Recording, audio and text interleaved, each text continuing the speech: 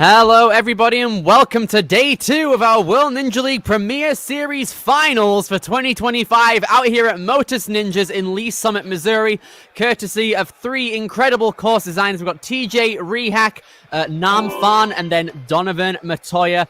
3 pioneers in the Missouri area for Ninja, and it's absolutely amazing to have all 3 of them on course design and the tech team here today at Motus. My name is Billy Dixon. I am joined alongside Samuel out here, one of the Halo Ninjas out here, the one and only Samuel Burns coming along through on the mic with me today. Dude, it's been absolutely incredible so far this weekend. How are we feeling going into day 2?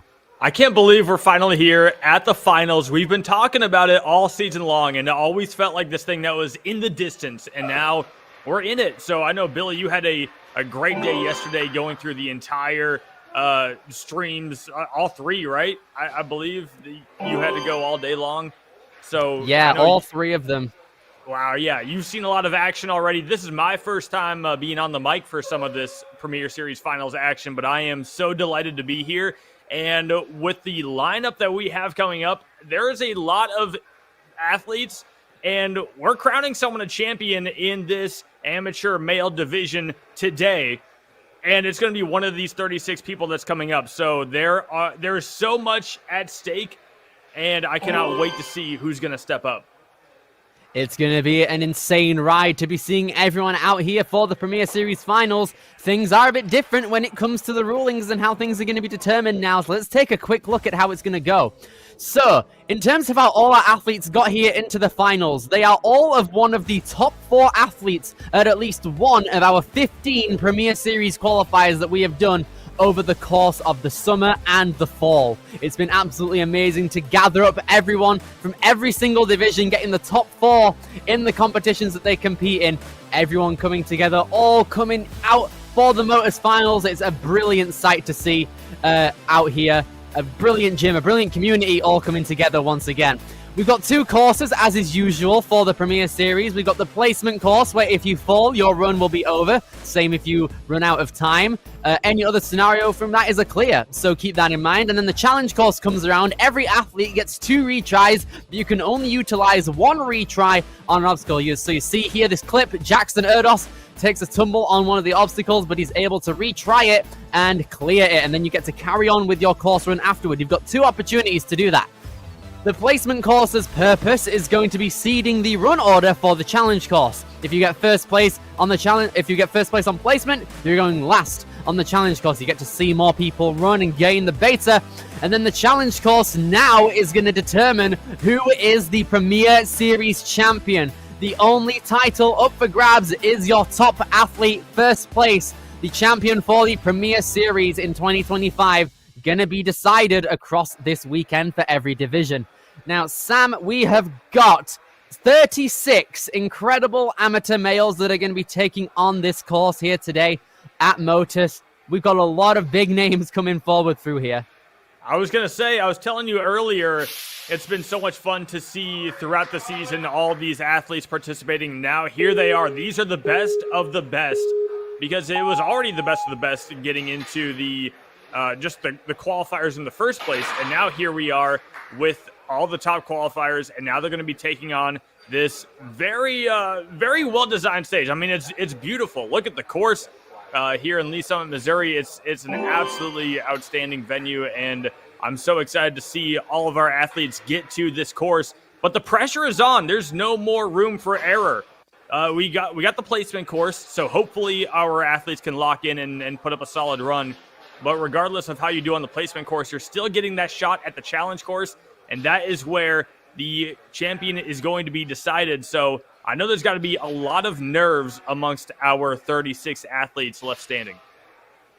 Absolutely. But to think that at the beginning of the season, we took the top 25% of all athletes from across the World Championships and their results in the regionals, and we've whittled them down to only the top 4 from every single qualifier. I didn't think it could get any more condensed than this, but we've taken everyone through into Motus, and we now have some of the best athletes in the entire world in Ninja all coming together to compete against each other. And there is really no way other than this to properly get a grasp of how good these ninjas are. Well, they've had the preparation. They've gone through the experience of competing in the qualifier courses, so they know what it's like. They know what the pressure feels like. They know what the nerves are going to feel like. It's just a question of if they can dial it in and put up a great show here today. I'm so excited to get started with this course, and I don't know, I'm looking at a lot of the names that we've seen so far. I mean, you brought up Darren Baker, our first athlete up, and he started, way back in Australia, right? Yeah, for July's competition that started out the season at Geelong Ninjas, Darren Baker, a pioneer in the Australian ninja scene, in the leagues out here, and he's made his trip all the way out to get it here. One of his family members, Millie Baker, is going to be competing in the elite female division later on today. So we've got another Australian representative within that. In terms of another athlete that I'm really excited to see, is the one and only Biggie Smalls, Jason Behrens, who qualified at Ninja U in Iowa. He got second place in the amateur division, and he's getting ready to go. There's a huge team of Ninja U athletes who qualified from there, and it is relatively close in terms of geographical gyms and that. To Motus here is Ninja U. So I'm excited to see more Ninja U athletes coming throughout the team, and it's going to be very cool to see how things go for all of these guys. But first off is going to be the placement course. We're going to be determining the run order for the challenge course very shortly, starting out with Darren Baker. Absolutely. And with the amateur division, this is one of the most diverse divisions, right? You have a lot of different ages to go between here. So that's what makes this one really entertaining for me, at least. You see some younger athletes, some older, more experienced athletes, and you get to see how they kind of do side by side. Because I will say, what I notice a lot of the time is, man, I don't know what I was doing when I was 15 or 16 years old, but whatever they're feeding these kids now, they are able to do some insane stuff on these courses. So it's cool to see how some of the older, more experienced ninjas will try to keep up. Absolutely. We really, that's one thing I love about this amateur division. We take everyone from ages 15 and up, basically, for the guys that don't go elite. But now it is time to see the demo of our placement course. We've got 6 obstacles that we're going to be having a look at here today, being demoed currently. It is a very flowy course, one that a lot of modern day ninjas are really going to appreciate. We start out with the disc touch point, following into the trapeze touch point coming in afterward. Following that is going to be a bit of flywheel movement out here, transitioning from the disc onto that first one out of 2. A massive lâché over to that trapeze. Another trapeze to be looking at there. Into more discs and then dismounting into some cliff action, which is first going to be done with some fidget spinners here. 3 of them. We've seen people link these already throughout the course of this weekend, but they are very difficult to link because your lower body is going to be in many different directions at the same time. But after that, a couple of cliffs. Ooh, but we took a tumble here on the demo. That cliff slider is going to go all the way down the track, and then our athletes are going to sprint all the way up the 14-foot warped wall, the one labeled number 4 on the rig. Yeah, I love the flow of this placement course. Very quick, just a 1-minute time limit, so we'll move through these runs very quickly, but the challenge is there, right? Trying to link those fidget spinners, like you said, your momentum's going to be going in all sorts of different directions, and then once you get to that cliff slider, that's just my favorite obstacle to look at. It looks so oddly satisfying. It would go great in one of those oddly satisfying video compilations, for me at least. So I'm really excited about the cliff slider, and that's the last step before you got to race up that wall. And yeah, so we're gonna be getting ready for our first runner here in just a minute, and that is when we're gonna see what people are able to put up in terms of how fast people can go. And then that's the question: how fast do you want to go? And potentially risk failing early, or do you want to play it a little safe, go a little slower, and maybe not get the fastest time? There's a lot of decisions to be made here, and Darren Baker being the first to go, he's got the he's going to be setting the tone here. Heck yes, dude. All our athletes having 1 minute to complete this course. Here he is representing Motus out here, big Motus fan. Coming through for our finals, starting out the second day out here for the males, Darren Baker for the amateur male division coming from down under in Australia. And here he goes. Time for this disc touch point. Gotta get the big swing here and keep your body in control as you go around. Nice swing and grab right there. Darren getting some big swings here. Doing a good job, still trying to push it through. Nice! Fully extending his arms to get a big reach over to those wheels. And just under 40 seconds now, taking the jump over. Oh, but he just gets a little bit out of place there, and that's going to be it for him, sadly. So Darren Baker, unfortunately, down and out on those discs. Unfortunately, his grip wasn't really there on the spin. Yeah, he kind of lost his body control a little bit there, didn't get the spin that he needed, and it seemed almost like he made a bit of a business decision there. He decides, I'm not going to waste my time swinging up here trying to figure something out. I'd rather just save my strength when I need it at that challenge course. All right, now moving straight into our second competitor coming out of Ninja U. It's going to be Nate Person. And here he goes. Just I'm liking Darren the Iowa representation. Absolutely, a lot of people from the Ninja Iowan U community. There we go. We love to see that. He is spinning around quite a bit here. Finally gets off of it. I'm actually impressed he was able to stay on that long and still make the transfer over here. And look at those leaps. He's got it. He's on the trapeze swing. There he goes. Brilliant underbars so far. A lot of tech when he's spinning around. He's got a bit caught up on this disc, though.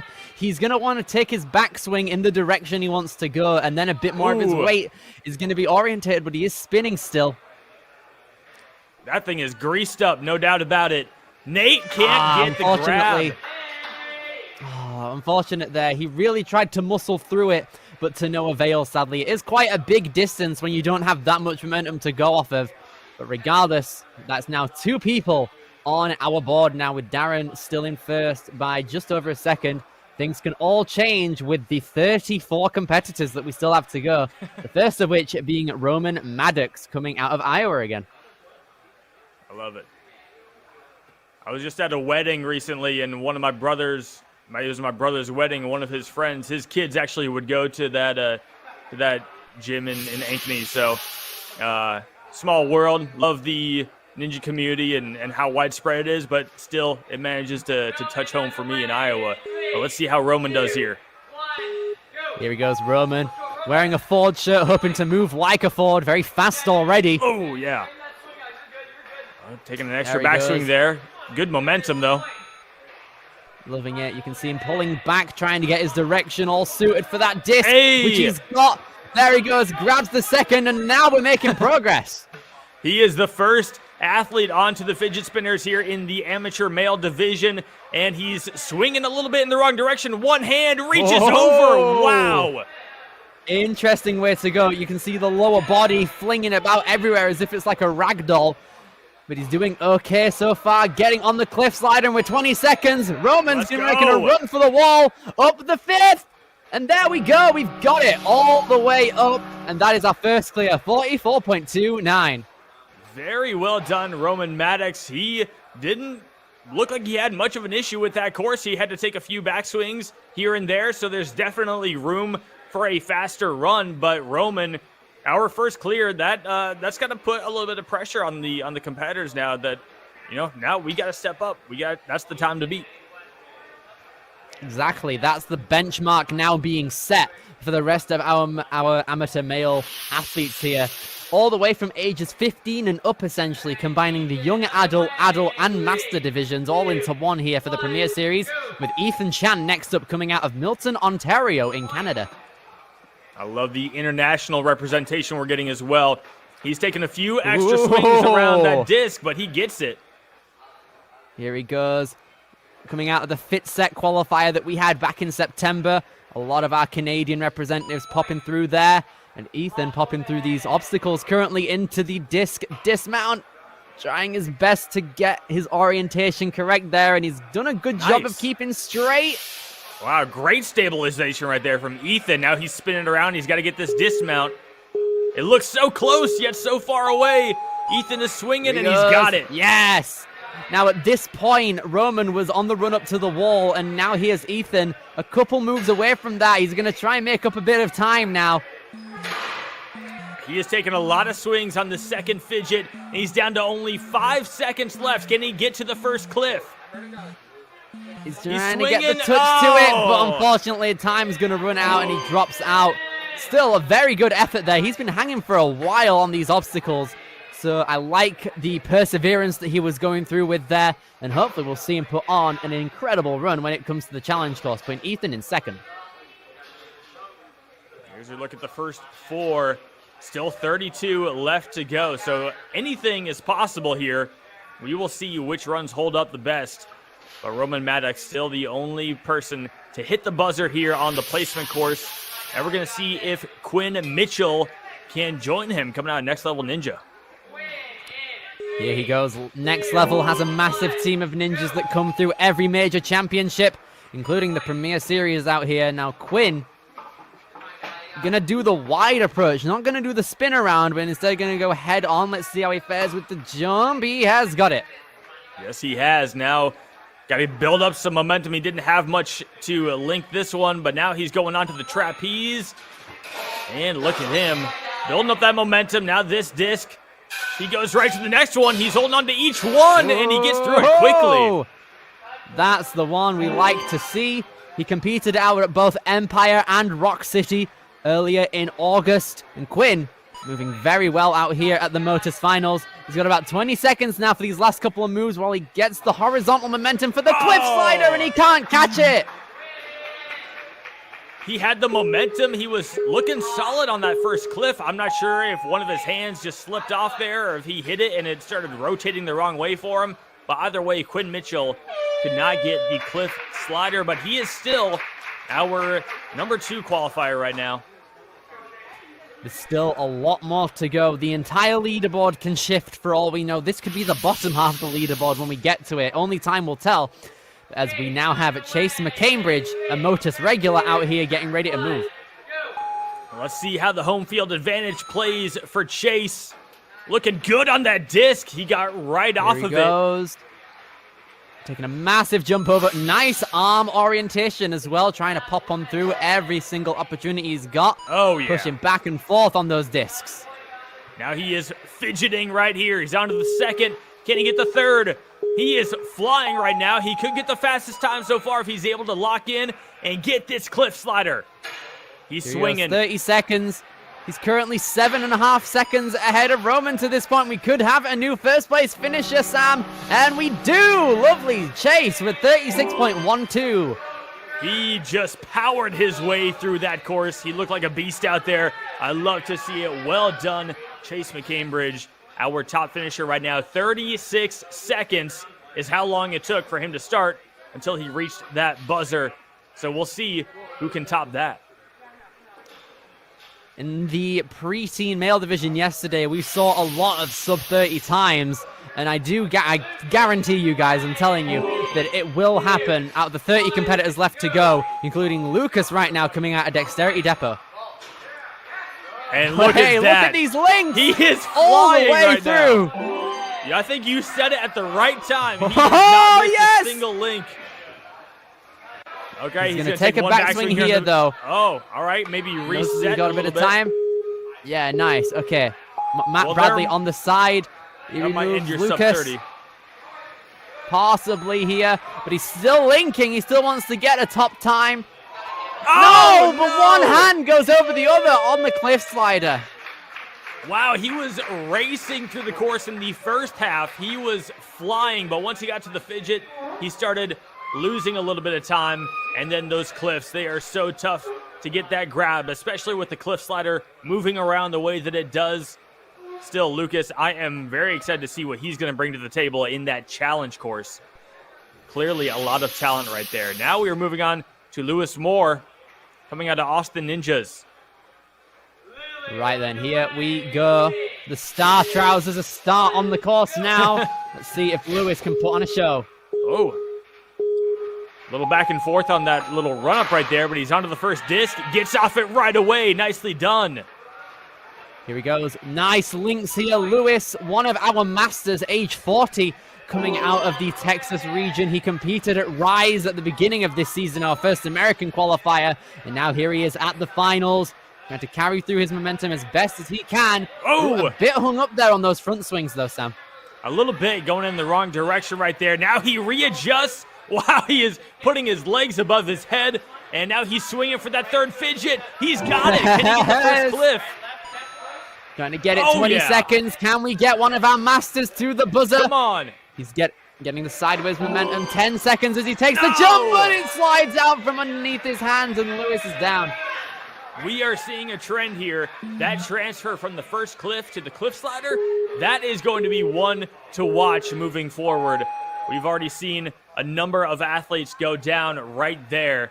The question is, who can get that grab and who can post a faster time? Chase McCambridge still at the top spot right now.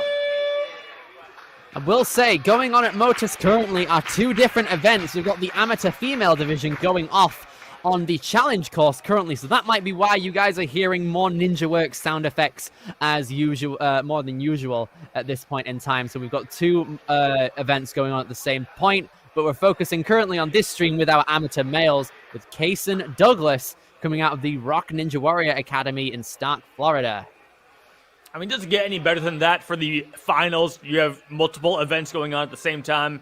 I mean, that just means the excitement is nonstop. So I can't imagine how great of an atmosphere it is in that building right now.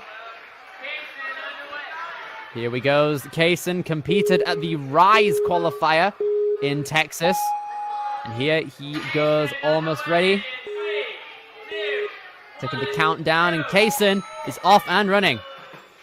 He's got the disc, gets off it right away. He's going to take one extra backswing here. Nice leap. Now for the trapeze. Pulling back when needed, and with 45 seconds, he's making the link on the discs and immediately goes into the fidget spinners. This is a big one right here. Nice. He tries to link it to the cliff, and he doesn't get the grab. I respect the send. He's gotten there with the fastest times. That's our fastest non-finisher so far. Kaysen Douglas making it over there. Puts himself into third place right now. There Very impressive right there. Kason Douglas has the speed, so we'll see if he's able to utilize some of that in the challenge course. But still, only 2 finishers. Who will be the third? We have next up got Devin Dennis, who qualified at Jump Twist Ninja out in Florida, got 5th place there. He's been doing Ninja for quite a while, since 2018, coming out of Dragon Fit Ninja Warrior. Here he is stepping up. I love the production value that we have at Premier Series Finals as well with the smoke machines. I love it. Really adds the extra emphasis on how deluxe this event is. It sure is, and Devin is going to take an extra swing, an extra spin around on that disc. But he's got it. Trying to move it. Nice. Getting the link onto the trapeze now. 45 seconds. He's going to take a backswing. Didn't have enough momentum to get through, but there he goes. Nice dismount. All right. Now on to first cliff. So these fidget spinners, he's got it. Now can he get onto that ledge? He's got it. 25. Oh, no! Unfortunately, he takes a tumble down on the cliff slider. The hardest part about the obstacle is that it doesn't stay still when you put your hands onto it. It's kind of flimsy almost. Yeah. Almost had it. The spin around is so tough. You have to gently lay your fingers down like an angel coming down from the heavens, but instead you have the whole force of all your momentum from the previous swing. It's so hard to balance out the gentle nature that you need to keep that thing from swinging with, just how much of your body you're throwing around at that point in the obstacle. So anyone who gets through that is definitely earning it. Braden Fredrickson right now, he is spinning around on that disc. He's going to take a second spin. Now he's just trying to stabilize. He's a little stuck. Wow. Yeah, he's a bit hung up. He's in the endless loop of spins right there. He's trying to get his hands on the forward side. But here he goes. He qualified at Ninja U. Yeah, definitely not in the best place right now. He's just kind of dangling. Oh, I respect the push out. He tried to brute force it. And that's pretty much one of the only approaches you can take at this point. Yeah, he got stuck in a really tough position. If you don't commit to it right away, that's what can happen to you. So, unfortunate there for Braden Fredrickson. We'll see if he ends up being the first to go on the challenge course. We don't know how the rest of this is going to play out yet. But either way, he's still in this fight. Right then, here he goes. Logan Weir coming out of Strive Ninja Fitness. His bio consists of 5 words. He likes ninja and food. I respect that heavily. Nicely done. Taking it in his stride right now. He got 5th place at the Ascend competition in Massachusetts earlier this year. And he's popping along through with relative ease right here. Can he get this next fidget? Oh, yeah. Right to the cliff. Nice. He's got the cliff slider.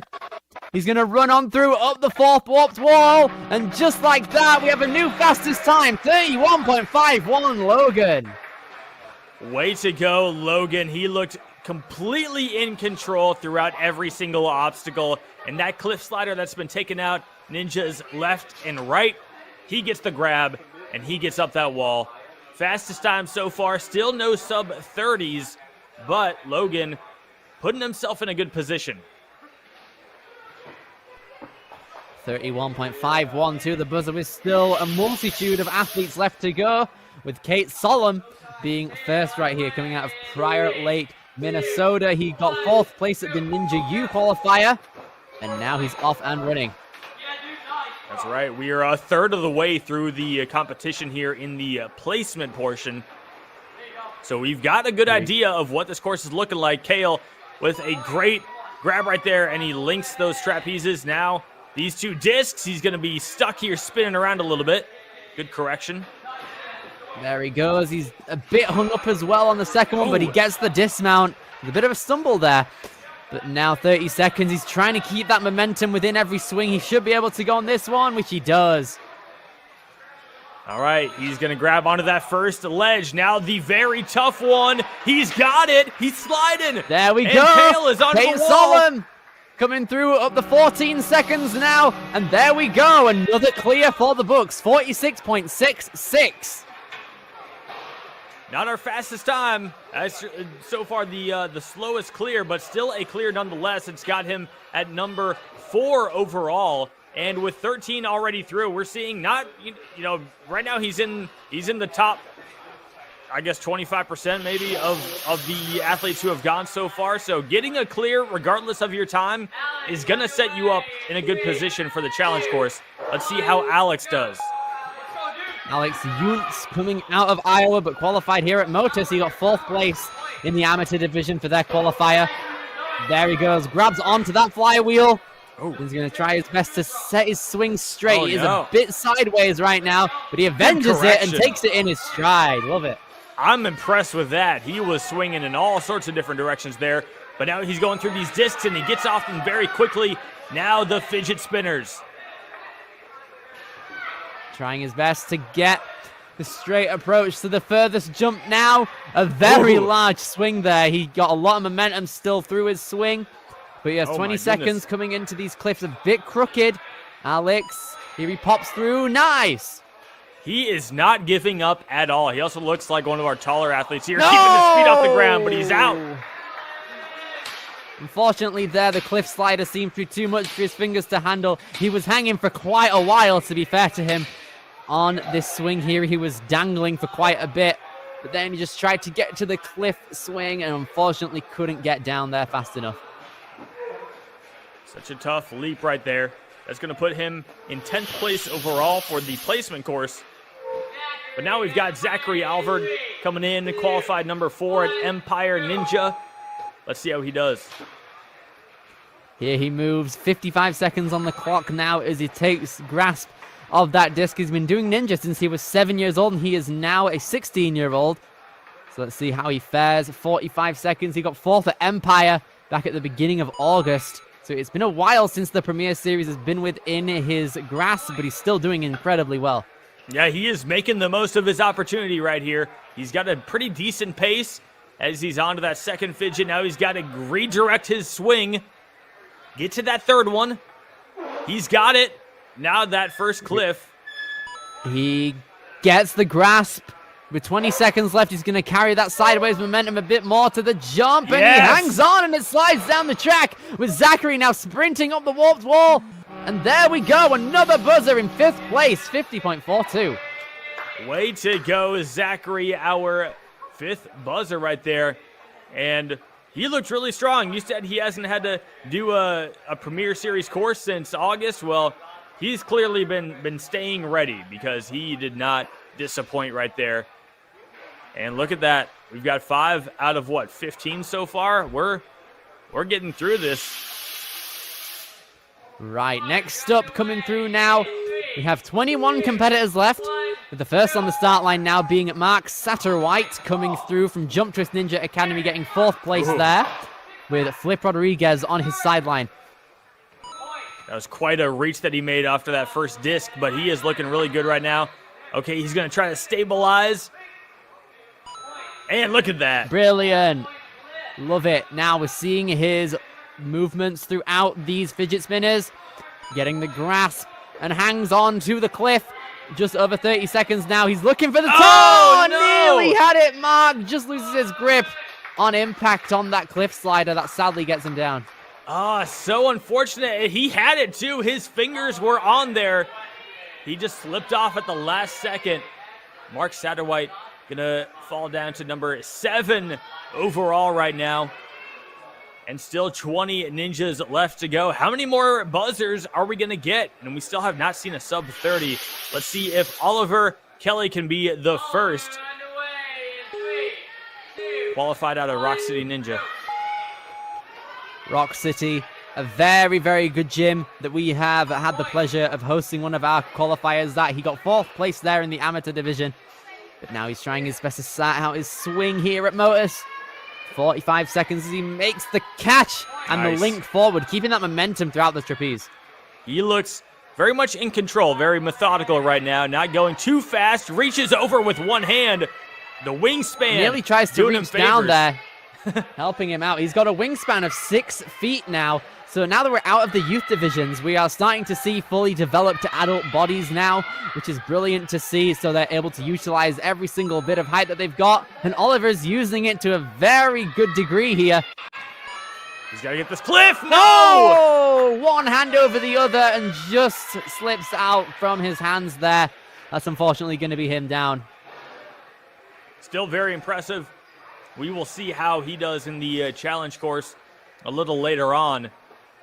But we are on to Oliver Kelly. Or sorry, that was Oliver Kelly. We're going to move on to Lucas Artinian up next, who qualified in 3rd place out of Fit Set Ninja. He's coming to us from Calgary. A brilliant qualifier that we held back in September, really showing off the skills on our Canadian aspect of things in the WNL. And Lucas out here at Motus wanting to make a name for himself on the Premier Series final stage. 3, 2, 1, go. He's chalked up and ready to go. Lucas is off. Got to handle this first disc. He's going to push on through. Nice. Big reach out, but now he's in a circular motion here. Swinging sideways, not the best way to go fully. All right, he's able to correct it. He gets that first leap across. Now he's going for the trapeze. One hand reaches across. Now he's got these other 2 discs to get through. And he does it very nicely. Gonna leap onto that first fidget. Right to the second. Trying his best to push on through now. 21 seconds. Dives out for it. And now he's going to... Oh, no! He tried to reach out to it, but on the backswing, he missed it and he peeled out. I like the idea there. You know, use your wingspan, try to reach across and stabilize yourself. But I think the safer move might just be to full send it and hope you catch it. That's going to put Lucas Artinian in 12th place currently out of all the athletes that have gone right now. With next up on the start line being Matthew Sankro coming out of Empire, but qualified via Ascend, getting 3rd place. Oh yeah, we are halfway through our placement course right now. Let's see how the rest of our competition can do, because we're just going to see people who qualified higher and higher as we move forward. Doing a good job so far of throughout the entirety of our amateur division right now. A solid pace that has been set throughout everyone here. Now Matthew hoping to do a good job and carry it through here. Coming out of the Empire Ninjas' home gym, age 30. He makes the grab. He does. He's got to recorrect his swing here now. He's able to get it under control a little bit. He's straightened out. Nice reach across there. Now onto these trapeze swings. If he can get the momentum, there he goes. Pushing on now. He's going to use his 33 seconds left to dynamically link those discs. Nice extended arms. All right, he's got to get some momentum here. He reaches out with one hand, catches it, and now he's got to redirect for this next transfer. Matthew swinging all over the place right now. Very good correction there. He's able to grab the 3rd fidget, but he's only got 12 seconds left. He needs to hurry. Here he moves. But unfortunately couldn't get the grab on that cliffhanger transfer. He tried his best on the back and forth on the fidget spinner, but couldn't hack it at the very end there. That is going to put Matthew Sankro in 15th place, as we have now hit the halfway point. Next up is an athlete I've competed against at the World Championships this year, and he is absolutely incredible. Ben Bucci-Torres did absolutely brilliant at the World Championships, and here he is wanting to make a name for himself at the Premier Series Finals. He's a very, very talented guy. I think I saw the whole Bucci-Torres family participating in one of the amateur qualifiers. So Ben Bucci-Torres obviously seemed like the most he performed the best out of the family, I'll say that. And look at him go. He is demolishing this course right now. Here he goes, trying his best to push on back through with it. He competed at both Motus' qualifier and the Ninja U qualifier. Now Ben pushing through, gets the grab on the cliff slider, and this is where we could get another top 3 time, possibly with Ben coming in second, 33.8 seconds. Well, you were right to hype this guy up. He showed no signs of stopping throughout that entire run. And Ben Bucci-Torres adds his name to the list. One of 6 to hit the buzzer, but he has the second fastest time. We'll see how that holds up. Ben doing a very good job throughout his Premier Series career, hoping to put on a clinic on the challenge course later on. But now moving on to another incredible name within the amateur division. We have Nicholas Menzorio coming through next up, coming out of Summit, New Jersey. He qualified at Empire Ninja and got third. And we're near to the end now. We only have 15 more athletes to go after Nicholas is gone. Yep, and their qualifier plays, they get higher and higher. So, we're at number 3 right now. Eventually, we'll start getting to some athletes who were the top qualifier at their respective, competition. So, theoretically, the athletes are only getting better and better as we go along. But we're going to have to see how they perform. Nicholas, he looks dialed in. He's ready to go, and he is off onto the disc touch point. Ooh, brilliant diving out and straightening out his swings immediately. This is what we like to expect from Nicholas Menzorio on a placement course. He's doing a very good job right now, Sam. This is brilliant. He is looking so good. He's going to take one backswing on that second fidget and go right for the third. Oh, this is very fast. He's got the cliff slider. Sliding down. We could have a sub 30. He's got to run it up. Barely misses the bracket for it, but there we go. New top time, 30.86. That was very impressive. He was flying that entire run. I am very impressed with what we just saw out of Nicholas. And that run, for as fast as he went, we're talking, hopefully we'll see a sub 30. I still feel like that's a very tough time to beat. So Nicholas should be sitting pretty with a decent running position in the challenge course. Absolutely. He's definitely going to be on the higher side on the leaderboard. It's going to be a tough time to beat, in all fairness. A lot of our guys coming up are really going to have to motor on through, including our next competitor coming out of the Gravity Forge, Connor Brown, qualified at Dexterity Depot, our last US qualifier, being coached by Jackson Erdos on the sideline. Now Connor taking a deep breath, making sure he's all ready to go for some placement course action. Well, his favorite obstacle is the cliffhanger, so hopefully he'll give himself a shot at that first cliff and cliff slider. But first, he's got some other obstacles to get through, and he's looking good so far. Here he goes. 45 seconds as he reaches out and spins on through it. 40 seconds now as he links his first move on the fidget spinner and gets onto the third. Here he goes. Cliff's his favorite obstacle. Can he hack it? Yes, he can. Of course he can. All right, this is the tough one, and look at him. So easy for Connor Brown. He is onto the wall, racing up, and he's got the buzzer. 36.6 seconds through the course. Brilliant stuff right there. We expect nothing less from our guy right there. Lovely stuff there from Connor Brown. Easily going to put him into the top 5 with 36.60 seconds. And with that, moving on to our next few competitors coming through now. Tristan Ramsey next up. I remember commentating him back at Rise at the Warehouse. Qualified in 3rd place. So he's going to pop on through here coming out of Alvin, Texas. 8 buzzers so far here on the placement course. And I think we've got a lot more in store for us. But still, I feel like that number has spiked recently. We're seeing our athletes really step up here, and now they've had an opportunity to see everyone else go. Tristan right now, he got through that disc very quickly. Now a big swing across. Can he get the trapeze? Yes, he does. Doing a very good job. Ooh, nice. Brachiating through that trapeze now. Oh. Pops on through that disc. Lovely. He just kind of snapped from the first to the second one. That was impressive. Oh, holds on with one hand there. Tristan, he's got the third fidget, and he's onto that first ledge. Here he moves. Tristan Ramsey sliding down the cliff slider. He's going to make a run for the top of the warped wall. And there he goes. Pulls himself up effortlessly. 36.81 seconds. It's really close around the slower clears, I would assume. Let's have a look at that again. Brilliant run up.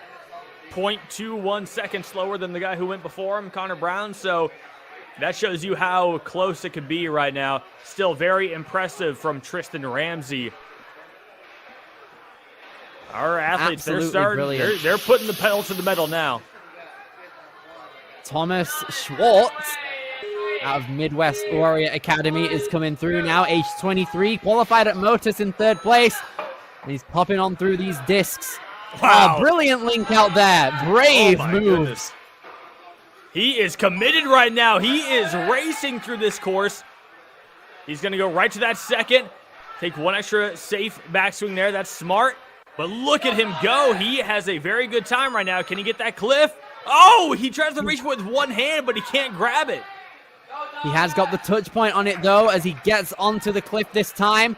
Slides on. No, he had it for a second, but just peels, and his body weight pulls him down, sadly. Gravity, another victim. He looked so strong up until that point, but that is such a tricky obstacle. Even if you are as strong as can be, it's very technique-based, and Thomas Schwartz barely comes up short, but we will see how he performs in the challenge course later on. Our top non-finisher right now. That puts us at nearly 10 clears on this placement course. We have a lot more to go, 12 more. But here we go, Duncan Murray, one of the greats out of Florida for the amateur division. He's going to move through here with a large sense of urgency coming out of the Rock Ninja Warrior. Whoa. All right. He's making quick work of these first few obstacles here. And nicely done. Big leap across from the first to the second fidget. Brilliant there, popping on through. And with 35 seconds, going to take a jump to that cliff and take it downtown. There he goes, Nicely running at the wall with done. 30 seconds left.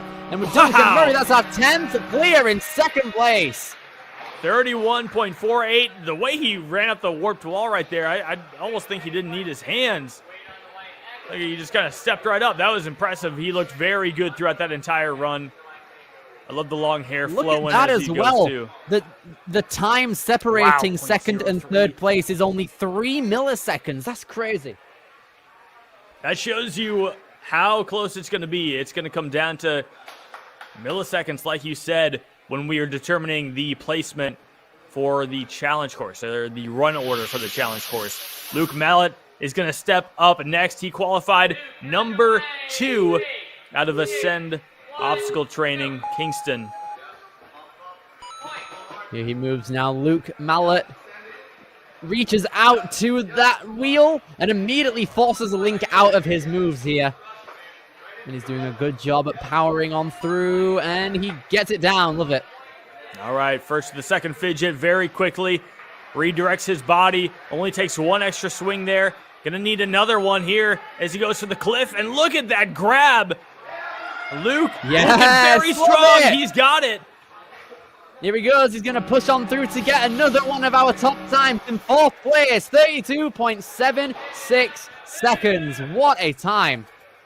That was very impressive from Luke. And that is our 11th buzzer here in the placement course. The 4th fastest time so far. Very small margin across those top 5 times right now. Just a matter of 3 seconds is separating the top 5. And with 9 athletes left to go, is anyone going to hit sub 30? I think it's still very possible. We're getting into the people who have gotten second and first place at their qualifiers at the amateur division, including James Ethan Cooper, who got second at Dexterity Depot. Let's see how he's going to fare here coming through. He knows what he has to do. And he's got the speed going for him right now.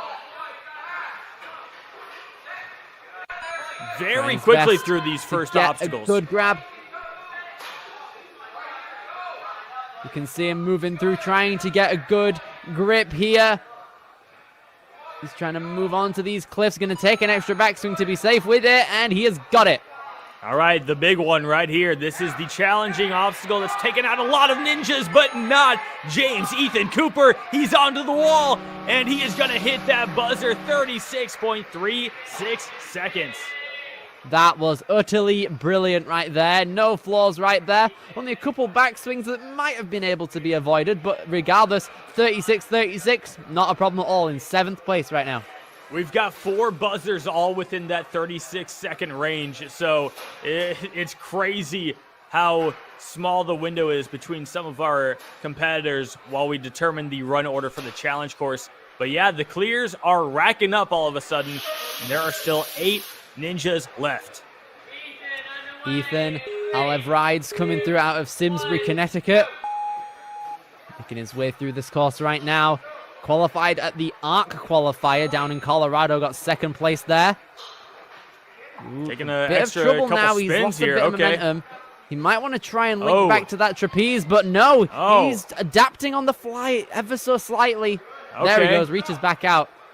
Good attempt now. He's going to give it a second try, but time is ticking. Time sure is ticking, but even getting to a deeper obstacle will help, but Ethan can't get it. That's unfortunate there. That's going to put him early on in the run order. So hopefully he puts on a solid run when we get to the challenge course later on, after our final few competitors have ran this placement course. But first up, we have Jazib Ismail coming out of the Ninja Labs. He got second place at Empire. He is also a saxophone player in a classical band and has 2 jazz ensembles. He also got first at the New England Regional Competition and third at Northeast Regionals. Oh, he's hoping for first right now on the placement course because he is flying. Jazib is onto these fidget spinners. He's going to go right to the second. Look at that, Lincoln the third. He is flying right now. Still 40 seconds left. Can he get this cliff slider? Yes, he can. Yes, he can. Jazib coming through now. Fastest pace so far. The sub 30 has been achieved. 27.67 seconds left to go. That was utterly brilliant. That was perfection right there. Jazib just destroyed that placement course, and we finally have our sub 30 time, and he did it by 2.5 seconds as well. So a very good kind of buffer right there that Jazib has with that top time. We'll see if anyone else can top that, but man, that was impressive. Now then, hoping to keep the streak alive is going to be the Biggie Smalls Ninja. It's going to be Jason Behrens coming out of Ninja U. Here he goes now. He's only 16. He's going into his junior year of high school. He competed in season 17 of A&W, and he made a very big name for himself. Part of the Backyard Ninja Kids. Look at him go. He is flying right now. He is linking everything. Jason Behrens, Biggie Smalls running up the wall. This is insane. Bro, 20.44, the fastest time of the weekend so far from Jason Behrens. He did not miss a single link. That was outstanding. He had so much control, so much confidence, and I don't know how you go any faster than that. Jason Behrens, that was phenomenal. Way to go, Biggie Smalls. That was crazy. With that knowledge in mind, I'm thinking that a sub 20 might be possible. Maybe. I mean, we still have our top qualifiers left to go. We've got Griffin Wadzinski up next, who qualified number 1 out of Ascend in obstacle training in Kingston. So we'll see if he's able to top that. But man, Biggie Smalls, he left it all on the course right there. That was outstanding. You can see Coach Lucas Reale on the side, waiting to give him some instructions here. The smoke going up for our boy Griffin on screen now, representing one of the Ascend jerseys for the Premier Series. I love the design of these jerseys. Every year, they're brilliant, flying through the placement course. Griffin gonna take a backswing right there on that first to second wheel, but now he's picking up the pace a little bit, linking these discs. Now the fidget spinners. 45. Oh yeah, look at that. Yes, we're liking these links now. It's starting to become the trend for all these athletes. Sliding down the cliff slider. Another sub 30 in our grasp. Oh Griffin yeah, look at popping that. through. Easy second, 27.1. That was very well done. When you can link those fidgets like that, you're going to save yourself a lot of time. And Griffin putting himself in a great position to be one of the last to go on the challenge course. Griffin, very, very good there. 27.1, setting the standard. Both him and Jason going after each other. It was absolutely insane to see. With 4 more athletes left, it is very possible that we can see another top time here, with Samuel McCarthy being the first person out here. He was the number 1 qualifier here at Motus Ninjas for the qualifiers they held earlier in the season. Let's see how he does now. He does come out of Jump Twist Ninja Academy. But right now he is onto that disc and onto that first wheel. Popping through him very quickly. Samuel McCarthy onto the second trapeze swing. Now these two discs, he is moving at a very good pace right now. Can he keep it up? He's going to take an extra backswing on that second fidget spinner. He's going to catch it next up, coming through these cliffs. Oh, yeah. Keeping that grip in play. He came through at Motus and Jump Twist, and Motus again, 26.4. New second fastest time, Samuel McCarthy. He looked very strong and had great technique throughout that entire run. Look at the speed going up the wall. That's about as fast as you can get up that wall and reach that buzzer. So way to go, Samuel McCarthy. Number 2 right now, and there are only 3 ninjas left. With that in mind, the sub-20 could be conquered. But with that, we're going to be moving on to our final 3, starting out with Isaac Allen, who got first place at Rise. All right. I like the look here. Isaac Allen, 22 years old. Let's see how he goes from this first to the second wheel. Good grab right there. Brilliant link through. He's going to try his best. He's only used up around 15 seconds of his time right now. Going to go even grab. Oh, brilliant adaptation. He doesn't want to spin. He just wants to go right for it. Now Isaac has to get this big leap over and goes right to that ledge. Here we go. Oh, no! We could have gotten an easy clear right there, but Isaac unfortunately loses his grip on the cliff slider. And that is going to be him out on the placement course, really close to the end.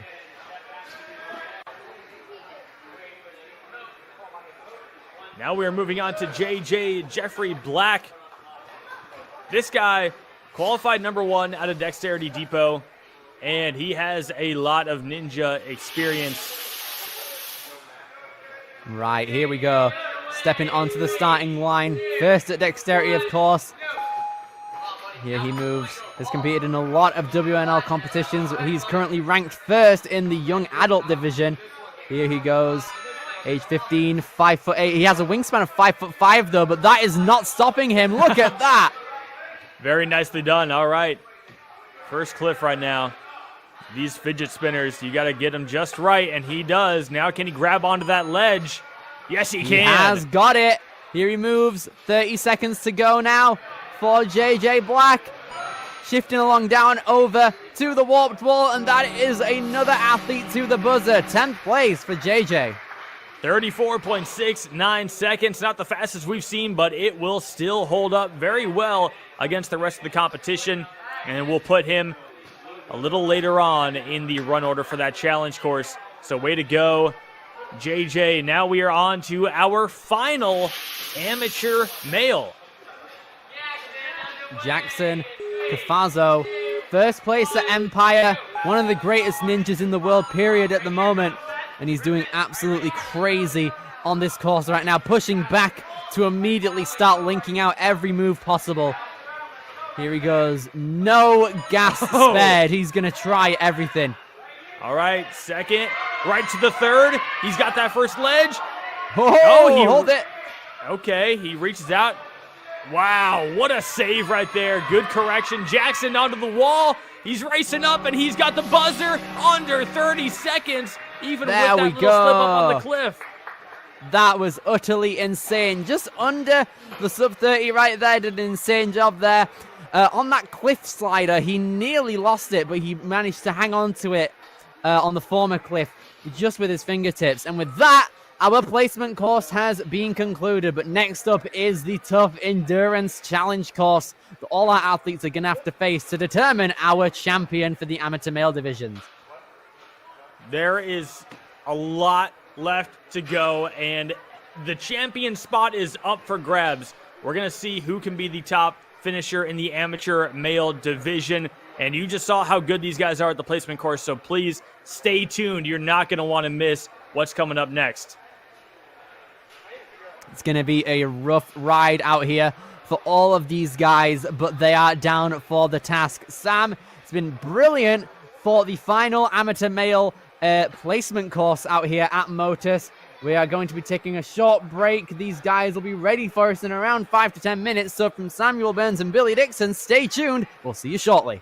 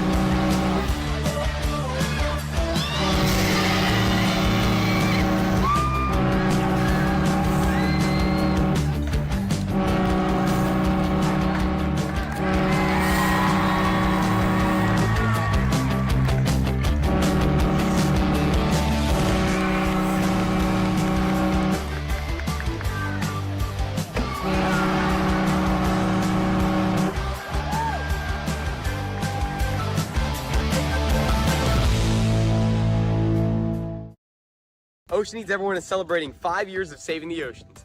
My name's Enzo, and through Ocean Needs Everyone, I help save the ocean by doing beach cleanups, seal and mangrove plantings, making art about recycled plastic, and making films regarding the ocean's health. How can you help save the oceans at home?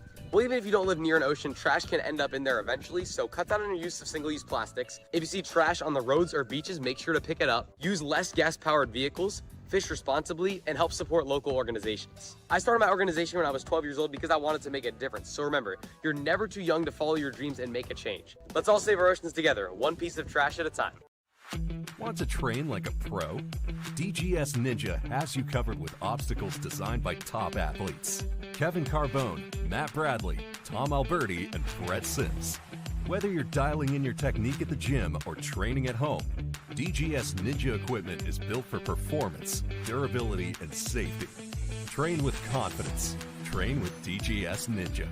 Find obstacles, rigs, mats, and more on dgsninja.com. Has this ever happened to you? Where's my truck bag? Ooh, I have a solution for that. Slab chalks! You take the chalk ball, put it in the mesh pocket, zip it up, slap, and get your chalk. Slab trucks are made right here in Springdale, Arkansas at Interform, the small batch manufacturing company. We're helping our community and providing local jobs to minorities and women of diverse backgrounds.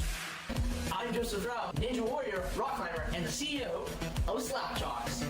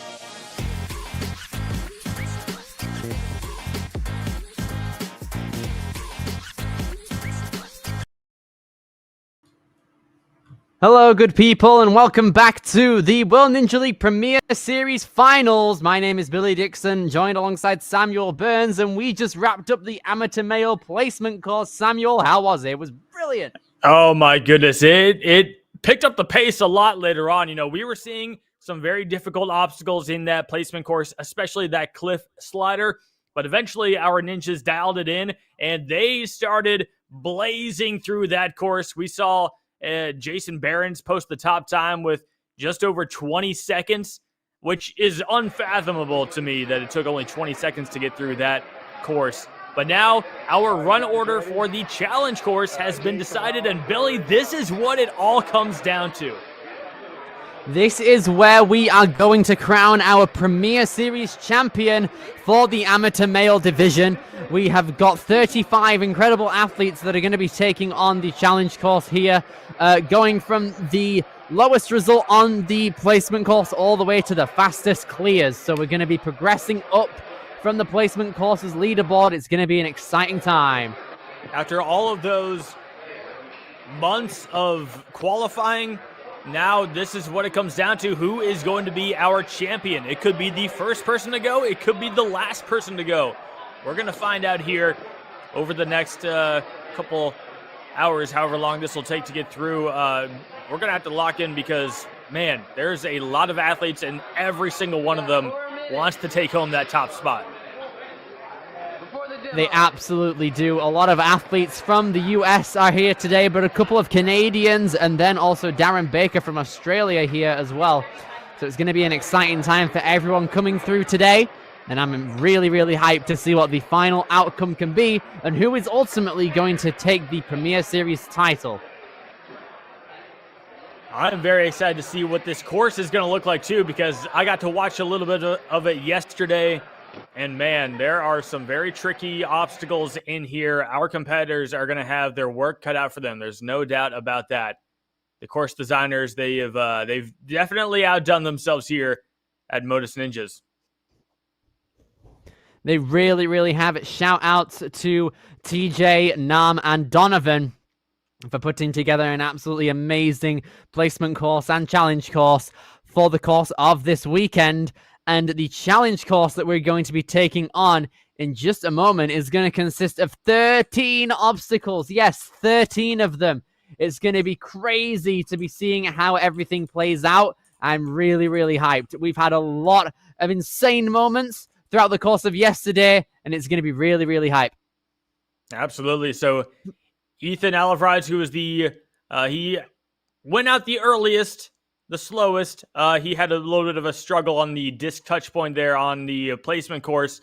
He is going to be our first runner up, but he's still a very promising ninja. You know, he qualified number 2 overall at Arc Ninja. So an early dropout on the placement course doesn't necessarily mean you don't have a shot at the challenge course. So Ethan, he is going to be setting the tone for this challenge course, and we're going to find out if his run will hold up. But he is going to do his run, and then he's got to sit through 34 other ninjas' performances before he figures out what happens and if he can hold the top spot. So the pressure is going to be on. And, oh, man, running early in this situation, I would feel a lot of stress just thinking about how many people are left to go and just hoping that your run can hold up. But that is why the placement course is so important. You want to post a fast time. That way you get to see more ninjas go through the challenge course. You get to learn some of the techniques, see what's working, see what isn't working, and really dial in your techniques before you go onto the course. Ethan as well got second place at ARC's qualifier back in September, so he's got a lot to prove. He's gotten here now to the Premier Series Finals, had a pretty early shock exit on placement, so now for all of these athletes, particularly the ones on the early half of the leaderboard, this is where they really need to show off their ninja skills if they want to get into the podium and get the Premier Series title for first place. Well, everyone has a shot at it.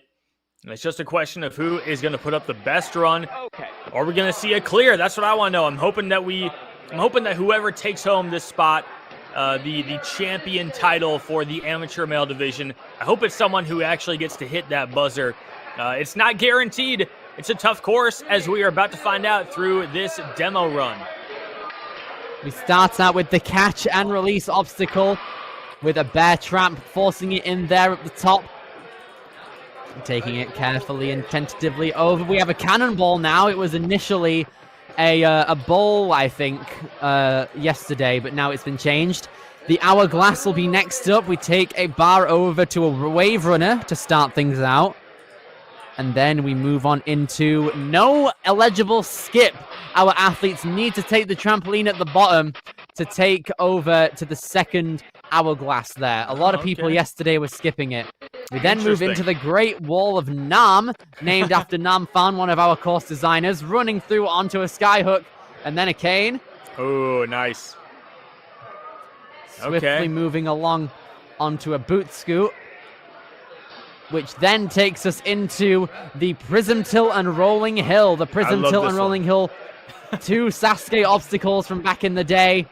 Donovan Matoya particularly, a very big Sasuke fan. And so he's incorporated a couple of obstacles used as of recent into this course now, which is brilliant to see. Followed by the Northwest Passage, an A&W classic. Okay. Very tough grip obstacle here, but I like the variety that we're getting so far. You get a little bit of balance, a little bit of grip. Some good tech there. Looking through here, up the Iron Maiden area on these nunchucks down, going to the floor. And then we go into the obstacles with Japanese pronunciations. We have Doi Tashimashite, which is you're welcome in Japanese. Taking a couple of ring swings out here. And then swinging down over to Yokata, which means I'm glad.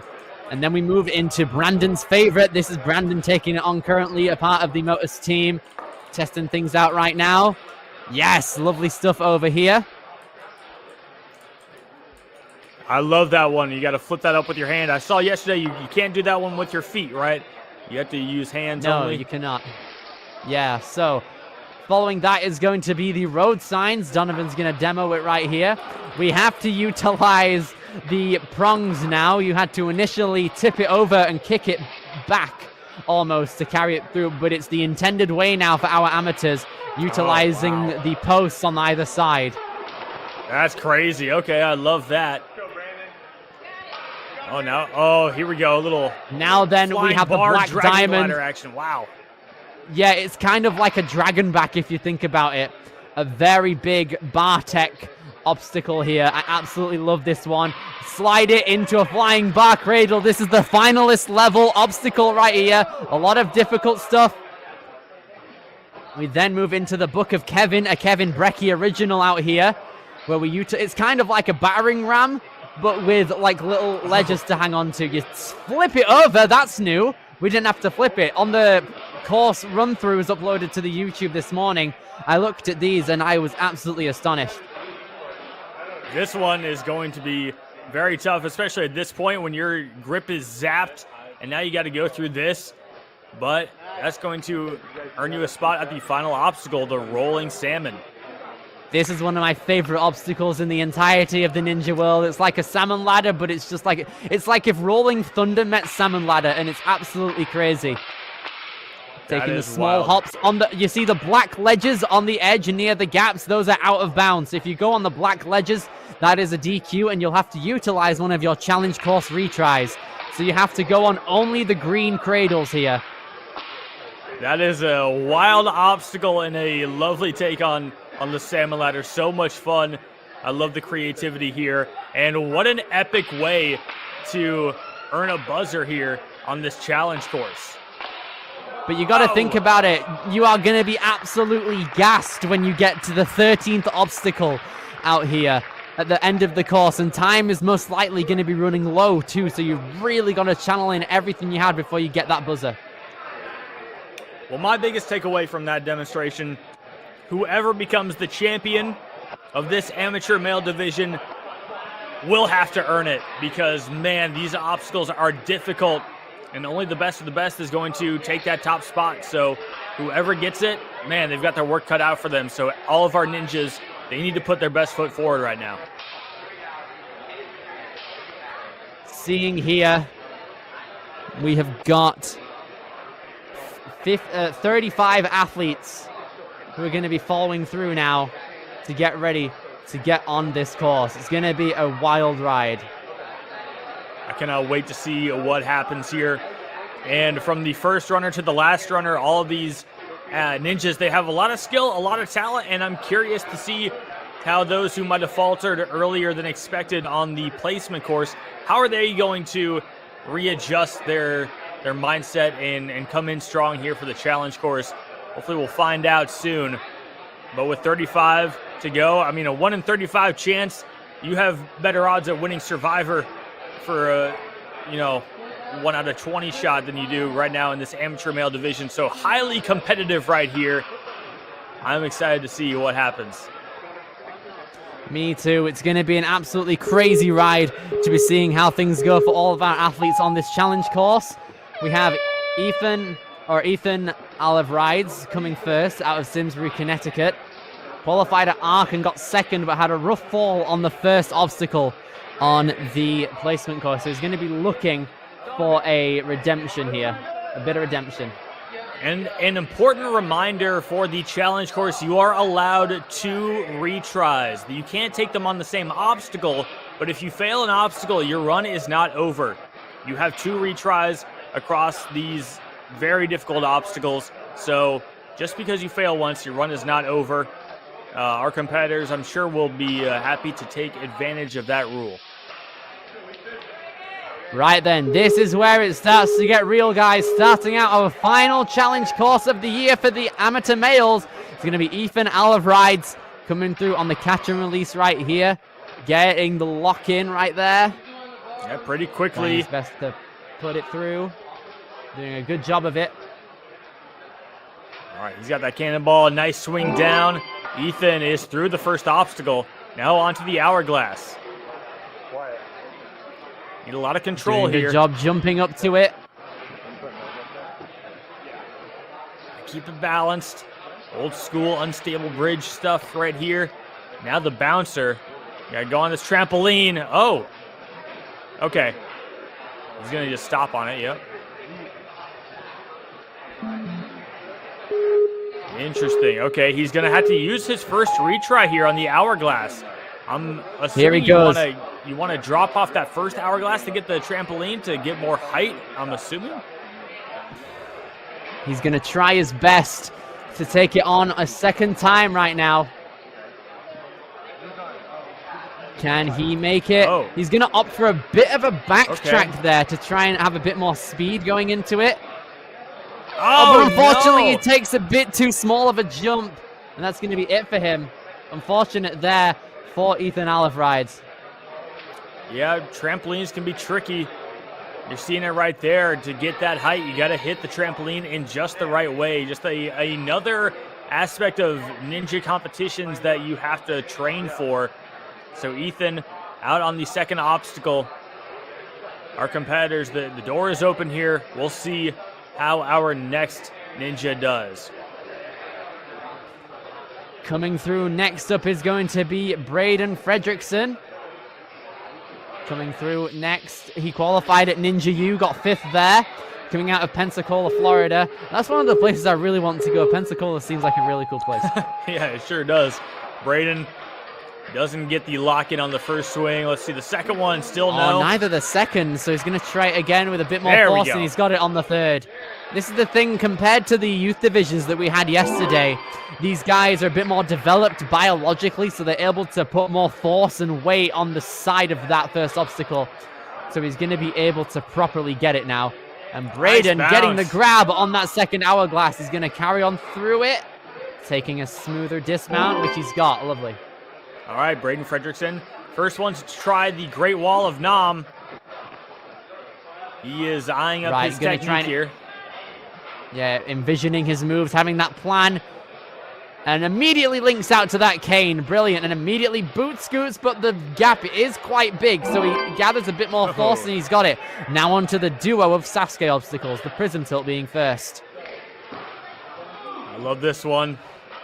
All right, got to get in control of it. Try to even it out before you jump over, and there he goes. He's got it. Be careful not to slide down the rolling hill. He's okay. Braden going to climb around the top of it and go on the rolling hills descent right here. Don't hit your head. Gonna climb down it or just jump from there. Climbing down an extra barrel, okay. And he's fine, love it. Now the Northwest Passage is going to be up next. He's gonna chalk up. Gonna take grasp of this ring and get up to the top peg right there. They're on magnets, so you don't really apply any pressure to start. But you've got to lock him in those little mallets. Oh, he's having a hard time gripping that first one. There he goes. Hold it in there. Okay. He's got the second. He's got to make it down 2 more before he can reach to the other side. Braden looking good so far. He's showing a lot of strength, hanging up there for quite a while, but he makes it around. Here he goes. Gonna have a bit of strength be utilized here going down these nunchucks. This is where the athlete starts to get a little bit pumped. A lot of upper body usage right before these 2 agility obstacles.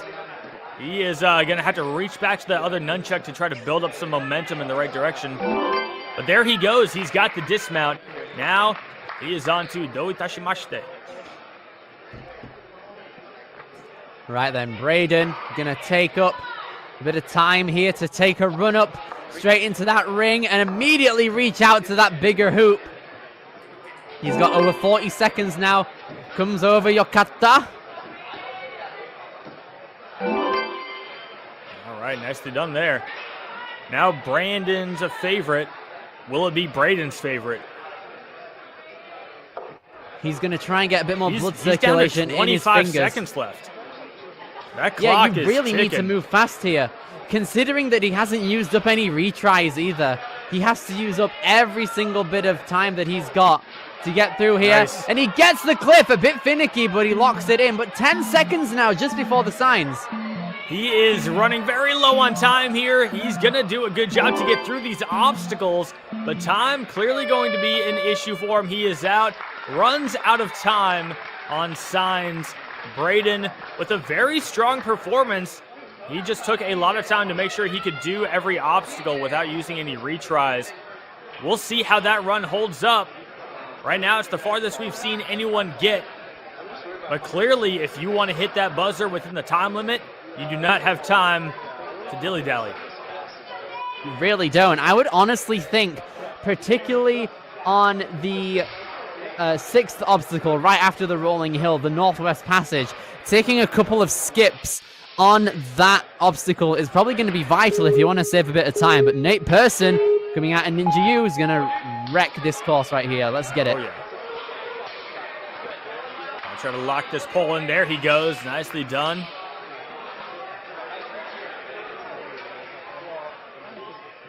All right, he's having a bit of a hard time switching over to this cannonball, but there he goes. He's got it. One hand swing, looking clean. Here he goes, Hourglass. Taking the jump up, doesn't even need the front-facing cliff. He's going to try his best to take on the trampoline from here. Three moves. And he's Oh, got yeah. it. Nice. And goes straight into the middle of that second board. What strength. Very quickly done. Now the Great Wall of Nam. So he's actually a little bit behind Braden's time right now, which, as we know, he timed out. So Nate going to have to pick up the pace here if he wants a good shot. Whoa, takes the ring with him. Okay. He didn't want to let go. Gonna take a pull back on the cane now. Gonna really have to push it. He is swinging sideways, so he is gonna maybe have to orientate his swing a tiny bit. Yeah, he's having a really hard time getting in the right direction, and as you can see, there's a bit of a gap you have to swing between. There he goes. Oh, he's gonna go back. Keeps his feet off the... but just the foot tap Oh, no. at the back. The foot unfortunately hit out of bounds, so he's really gonna have to try his best here on his second attempt. All right, let's see if he can apply what he learned from that attempt and improve a little bit. Down to just over 2 minutes left. He's going to want that time on the later obstacles. Here he Much goes. better He's got direction. a bit more of a dead-on swing now, but Oh! immediately goes into the post. This is not looking good. That was not the impact you want. He's trying to grab onto it to try to get back, swinging in the right direction. Oh, my goodness. Hold on a second. We got the Wait, Sidewinder. This is a beta break. Hold it a second. The hole just being in use here. He's like a spider walk out here. What is But happening? can he jump? He needs to let go on the left side right before he lets go on his right. No, he's going to use the he's second. gonna- This oh is my- brilliant. Wow, Dude, a whole nother obstacle right just there. like that. I think they're doing some rule checks, but they're going to let it go. Nate Person getting creative with the dismount on the Great Wall of Nam. He is on to the next Oh obstacle. no, but his shoes doesn't have enough traction on the prism tilt. You got to get a big leap onto there, but I know he's feeling winded after everything he just went through on that dismount. Nate Person, can he get this leap? Get some distance. No! Unfortunately, isn't able to get it there. I will say though, here's the thing, right? Looking at the fact that both of those posts are in play, they are in play. So if you just go from the ring on the skyhook immediately to the post on the right side of your screen, isn't that just like a bit of a skip there, technically? I don't know. I mean, there's a lot of grabbing onto it and moving your whole body around it. I imagine it's not that not the most comfortable thing to hold on to with all the padding and how soft it would be. So I don't know. I'm curious if anyone else just saw that and is thinking, let's see if I can take advantage of that. We're going to find out, but Nate Person could not get past the prism tilt. So he is currently in second place out of our first 3 runners. So he is out of the running. Let's see how Darren Baker does next. This was our first ninja to take on the placement course. Indeed it was. Darren coming all the way from Australia. He qualified at Geelong Ninjas. Big fan of Motus. Came here a couple of years ago, I want to say, or right when it opened. And he is an absolutely amazing ninja in Australia, hoping to bring out some international essence for all of these guys here. I hope so. I mean, just look at that. I love the hoodie that he's repping right there with the nice little grips. It's a fun hoodie. I need to go find one like that. But Darren Baker, he's seen 3 ninjas go so far. Let's hope he can analyze what our first 3 athletes have done and maybe make some improvements. But clearly, even with Nate's run that we just saw, time still an issue. Darren, let's see how long it takes to lock this in on his second try. He's got it. Now climbing across that pole and onto this cannonball. Good grab. Here he goes. Across nicely. Doing a very good job so far. Darren Baker coming from Australia. He's got it on the wave runner. On the hourglass now, he's got to jump over on his trampoline now. Yeah, he's got it on the edges of it. Looking good so far. That grip holding up very well. He's got the dismount. Now the Great Wall of Nam. We saw Nate Person struggling with this but he used a very creative technique to get out of it. What will Darren Baker do here? He's going to go 1-2 on the steps and immediately link out to that cane. Nice. Going to take hold of the ring now and get a correctly oriented swing. He knows he's going sideways right now, but he's got to turn around. Nice. Which he gets. Oh, very smooth. Looks great right there. Now Darren on to the prism tilt. This is a hard one to get onto. You really got to get to that other side. Ooh. Darren loses a try there. He's going to have a retry, but that is a very tough mount, and Braden Fredrickson, who did it earlier, made it look easy. Clearly, it is not as easy as it looks. No! Oh, but unfortunately, not going to be able to get it. Darren Baker sadly going down on the prism tilt. It is crazy to see what an obstacle like that does amongst so many grip-related obstacles, so much upper body strength. But with that one, you really need a good leap and a lot of control to get up it and get to the other side to balance it out. But Darren Baker just couldn't quite pull it off. Darren, his feet were on the lower end of the prism tilt closer to him, and that is the part of the obstacle where it tips the most. So I think on your first step, you need to be as close to the top of the hill as possible in order for it to move a bit less. Let's see if Ethan Chan can make any progress on this course now. Coming to us from Canada. Good Locks job it in, locking it good. on.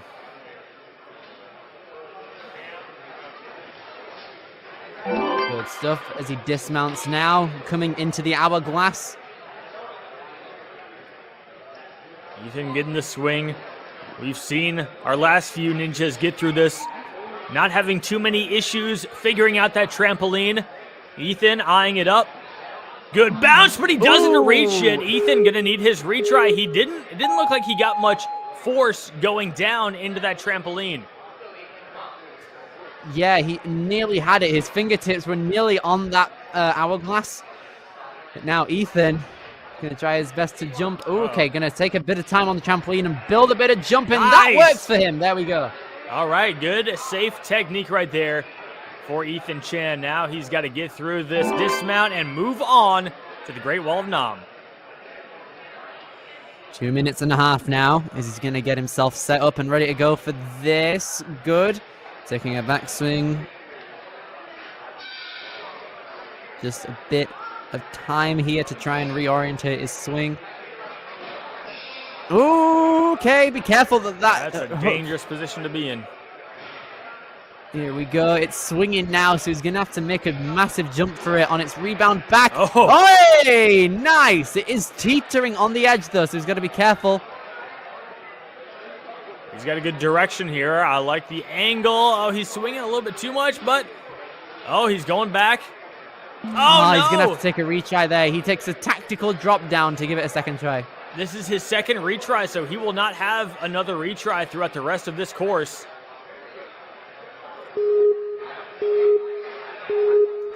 So here he goes again. A minute and 45 seconds as he grabs onto the ring now. But is he going to get a faster transition on? Yes, he will. All right, go get that other ring. This is what it all comes down to. Come on, Ethan. Oh, he hits that side wall. He's going to be in a similar situation as Nate. Here we go. Oh, no, but he touches it on the bottom of the floor there. And Ethan, sadly, down and out on the Great Wall of Nam. We're seeing that dismount cause a lot of problems. You got to be very accurate with your swing right there. Ethan is having a little bit of trouble lining it up right. Hits that side post a little bit. So that's going to be a big make or break obstacle for a lot of our ninjas moving forward. Now, coming through next up on the run order is going to be Matthew Cancro, coming out of Empire Ninja. He got third place at the qualifier at Ascend. So let's see if he can ascend through the Motus gym. 30 years old, looking very strong. He's got the muscles. Does he have the technique? Pulls down that cannonball and swings down to safety. As he's now going to take the transition over to the hourglass. All right. Nice swing right there onto the first hourglass. Now you got to handle that trampoline. He takes a couple little leaps forward, Gets himself positioned right where he wants it. Now the trampoline. Here he goes. Oh! But just a bit off center. The balance coming off of the first hourglass wasn't entirely centric, so he's got to give it a second try and hopefully sticks to a straighter line. All right, Matthew. He's looking at it. He knows what to do now. Here he goes. Gets Good up grab. to the first hourglass. This is it. Come on. Gonna take a bit All of time right. on the trampoline. This worked for So Ethan. now hopefully 2-minute 20 time ticking though. He might want to pick up the pace a tiny bit after this. He knows he's got a big jump ahead of him. Oh, He look gets at that. the big jump. There he goes. He is gripping on for dear life now. Matthew hopping across the second hourglass. And now pops on into the Great Wall of Nam. Impressive. He stayed resilient right there on the hourglass. Now he's got to figure out this very difficult obstacle. Takes the grab onto the sky hook. 1 minute and 40 seconds now as he tries to orientate his body in such a way that makes him face the cane. Here he goes. There. Cool, he gets the cane grab, but now the boot scoot that's given a lot of our athletes a bit of trouble. Got to get in the right direction. There he goes. Oh, he hits those Whoa. sides a little bit, but he's going to keep going. He's going to hold on. All right. There we go. Safe, smart strategy. Didn't need to use a retry on the Great Wall of Nam. Now, the prism tilt. We've seen a couple ninjas already be unable to get past this. Can Matthew do it? Here he goes onto the prism tilt. Oh. Unfortunately, gets too low Yeah. of a grab on it, so Matthew's going to have to take a second attempt on the prism tilt. He's really got to move through it a bit faster as well. He didn't really get much run up into the jump. He just kind of went for it. I would like to see him, start further back, get a little more momentum into that jump. That's what. Oh, no! Just couldn't grip on hard enough at the top, and that's going to be it for Matthew. And he takes the fall there, sadly down and out. Got good redemption on the Wave Runner, but sadly goes down on the prism tilt like many before him. Yeah, he is the third ninja who is unable to get past that prism tilt. And think about it, it was obstacle number 1 back in the day in Sasuke, and now as the 4th obstacle here in the challenge course, it is a treacherous one. 6 athletes have gone, with a lot more still to come. The first of which being Oliver Cayley, coming out of Rock City Ninja. He got 4th place there at the qualifier. Oh, instant lock. That is what you want to see. Oliver going to move over to that cannonball there. Good swing up and a nice quick dismount. That is our fastest clear of the first obstacle. Now Oliver is onto the hourglass. We've seen a few people have a little bit of trouble with this trampoline. Let's see if he can work it out. He's going to stop Falls on it. onto the trampoline. Going to give it a bigger attempt now. Yeah, Oliver going to push on through, getting all the way to the end of that second hourglass and has no retries used yet, going onto the Great Wall of Nam. This is a big one. If you can get through this in one try, you're setting yourself up very well. Oliver going to get to that cane. He's got it now for this dismount. It's been a very tough one, but look at him. He's got it in one try. Going to take a deep breath before taking on the prism tilt, trying to map out his steps. That's the most important part of this obstacle, I think. Taking it on, Yes! He grips on, and he's at the top. Now just needs to get over and transition from it into the rolling hill. He's got good control, good balance. Wants to know exactly where he needs to go. And Yes, that's the way you do it. Climbing all the way through. He wants to make up some time now. he is in second place. Braden was still quicker than him to this point by just 4 seconds. So Oliver is going to have to pick up the pace. Now, Braden did lose a lot of time right here on the Northwest Passage. So Oliver could step it up right here, but he needs to pick up the pace for sure. A minute and 40 seconds. He's trying his best to hook that mallet into the hook there, and he's got right it. Hand. Oh, interesting. Okay, yeah, if he goes straight down, then he can transition straight away. That's smart. Saving bits of time. We saw some people doing that yesterday, and I'm glad that that beta is carried through into today. Absolutely. Oliver saving himself a little bit of time right there, but now he's got to get through the rest of this Northwest Passage. He slips! Just slips at the very end. This is not good for him. He has to do that all again, but a bit more tired. Yeah, that is a long way to go. This obstacle, very grip intensive. Oliver down to a minute 14, and he was already behind Braden's time. This is not going to help time-wise. Shaking out to hopefully get it through now. A minute left. All right, I think he's going to adopt the exact same technique that he used last time. It worked for him before. Has a lot of muscle to give out here. He really needs to get it through. Here we go. We know that he can get through this, but he's shaking out. He's definitely a bit more tired now. Yeah, having already done all this before, you can see the fatigue setting in. Now he's got to grip these nunchucks. It's not going to be easy. He's got to fight through. You can see him grimacing. Keeping hold. His hands can't be slipping, and unfortunately they do. He goes out on the Northwest Passage. Oliver Kelly sadly down and out. He gave it his all. There is no doubt about that. You could tell he was committed to giving it his best shot. Unfortunately, he comes up short. Right there, the Northwest Passage, such a grip-intensive obstacle. And he is in second place overall, but Braden Frederick's run still holding in at the #1 spot. Now then, here we go. A bit more progression now. Hopefully the train of Great Wall of Nam plus Prism Tilt clears carries through into Alex Yuntz's run. Coming out of Iowa, got 4th at Motus for the qualifier earlier this year. And now here he goes, immediately catches it into the bear trap. I love that. Alex getting right into that hourglass. You can see the length, the wingspan that he's got. Really helping him there get quickly through this hourglass. He is making short work of this obstacle.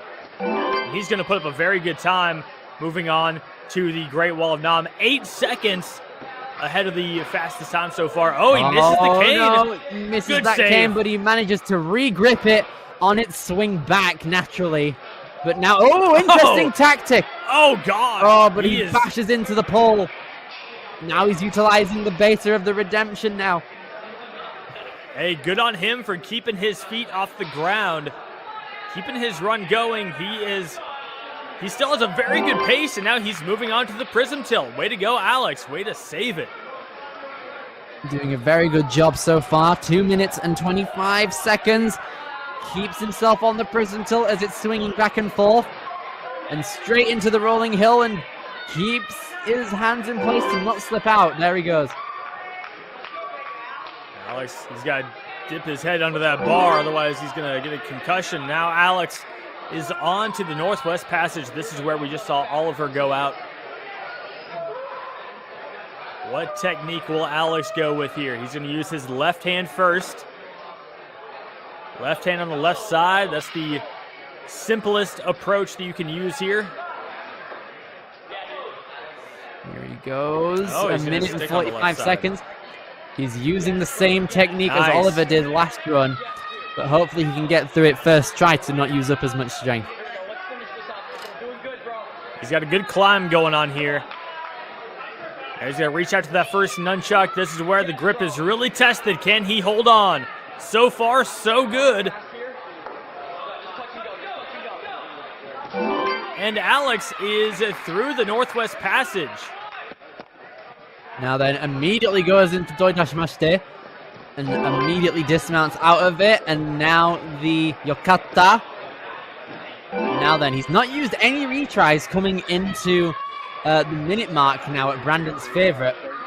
And this is where we saw Braden go out earlier. So, or actually, It was after this one. So if Alex can get through this faster than Braden, he will take the #1 time. And seeing as he's 30 seconds ahead to this point, I think he's got a good shot.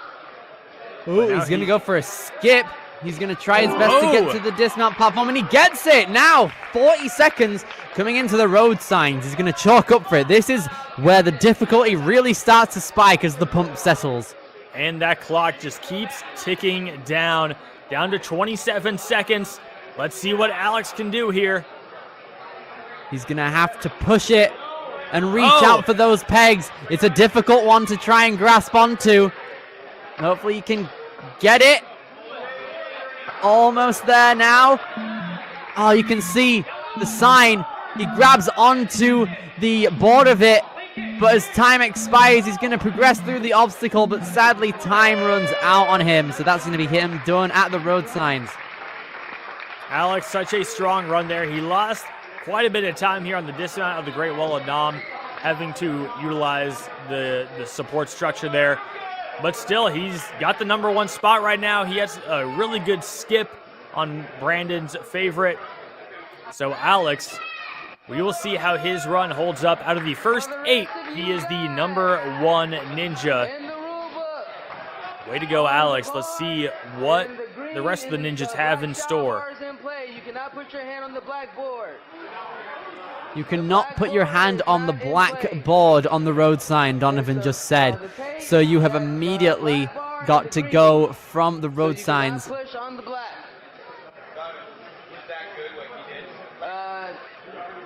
I'm pretty sure he hit black. So no. Say it again. No feet. It's good to establish these rules, and we want to make sure all of our competitors moving forward know exactly what the right legal way to complete these obstacles is. So just after a bit of clarification there from Donovan Matoya. Carrying on through our run order, we've got Lucas Artinian next up, ready to get going. He qualified at 3rd place out of Fitset Ninja in Canada. And we're going to keep on moving forward. 27 athletes left.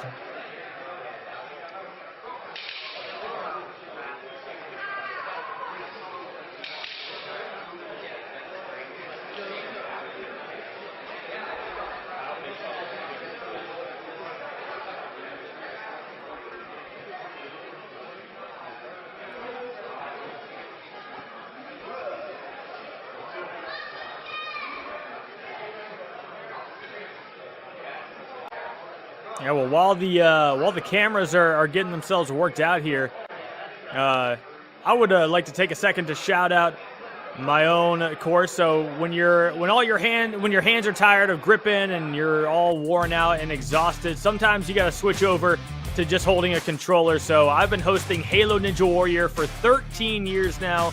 I'm actually hosting my 30th tournament as we speak. It's been ongoing for the last couple of weeks. So if you are interested in playing Halo, Halo Infinite is a free game, and if you want to get that experience of competing in a ninja competition from the safety of your own couch, then check out Halo Ninja Warrior on YouTube and sign up for the next tournament.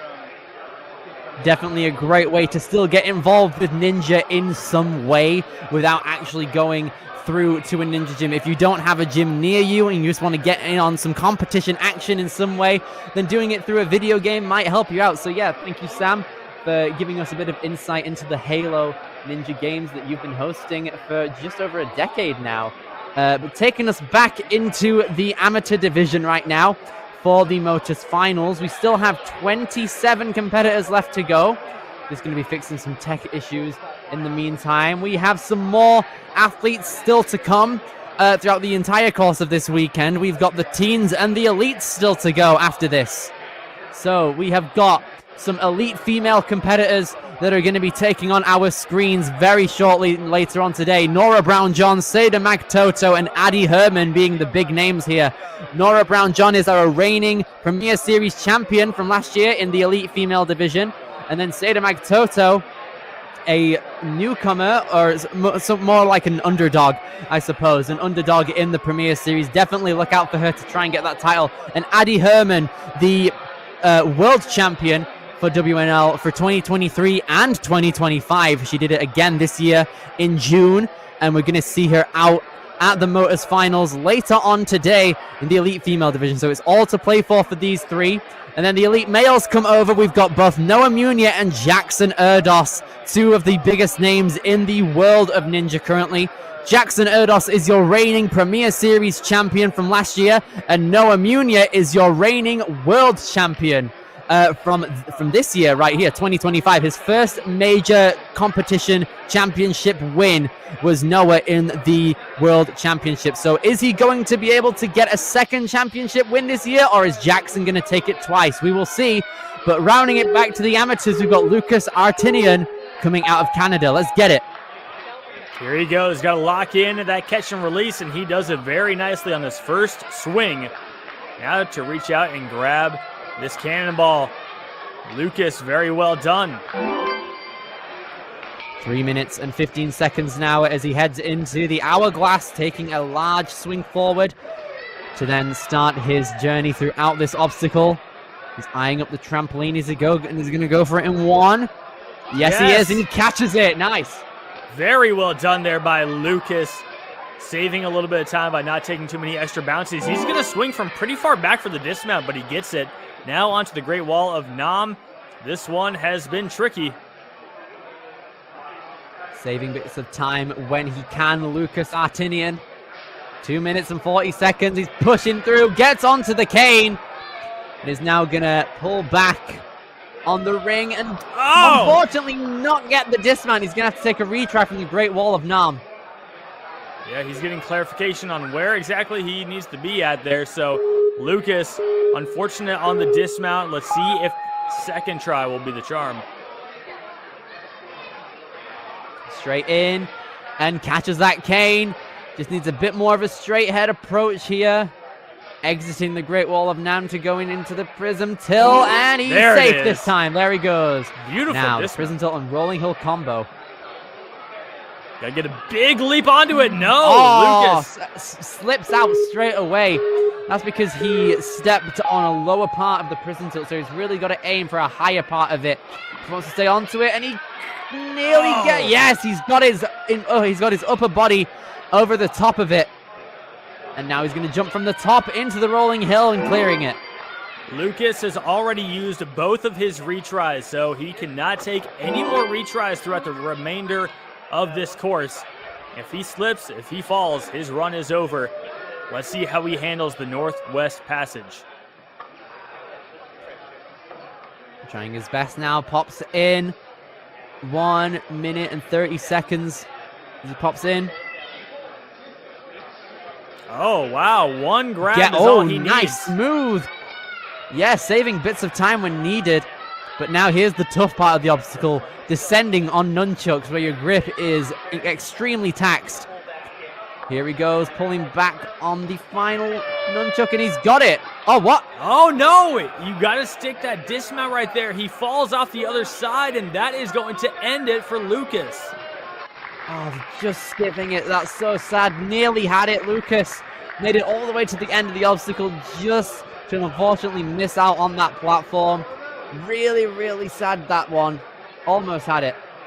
Yeah, unfortunate for Lucas. A lot of just body control slip-ups right there. Just losing his balance a couple times on two dismounts and getting onto that prism tilt. That cost him his run. And Lucas is sitting at number 4 right now. And remember, there is only one person who is going to take home that champion title. So it's not about playing for second or for third anymore. It is about getting first place. Let's see if Lewis Moore can step up. Lewis coming out of Austin Ninjas. He has competed in 14 competitions throughout season 10. And he is an absolutely incredible ninja. He's now going to pop on through age 40, so he's through the Masters division currently, which means he's on the older side of the competitors competing today. But now he's going to keep on moving. You wouldn't know it by looking at him. He is looking, oh no! Oh no! Unfortunately, needs a second attempt on the first obstacle. This doesn't happen too often. Really needs to lock in now. Yeah, he just had to kind of took that dismount for granted, which is very easy to do. on an early obstacle like this. So Lewis, quickly locks it in on one swing right there. Now just focus up. Don't mess this up. There he goes. He's fine this time. Now he's going to want to make a bit of time here. He's lost a bit at the beginning, which means he's really going to have to motor through these next few obstacles. He's going to muscle through it. He's got a lot of muscle. Time to utilize it, and he's doing so very well. Absolutely. He is looking very strong as he grabs onto these obstacles. It's just a matter of keeping that technique and not letting anything slip.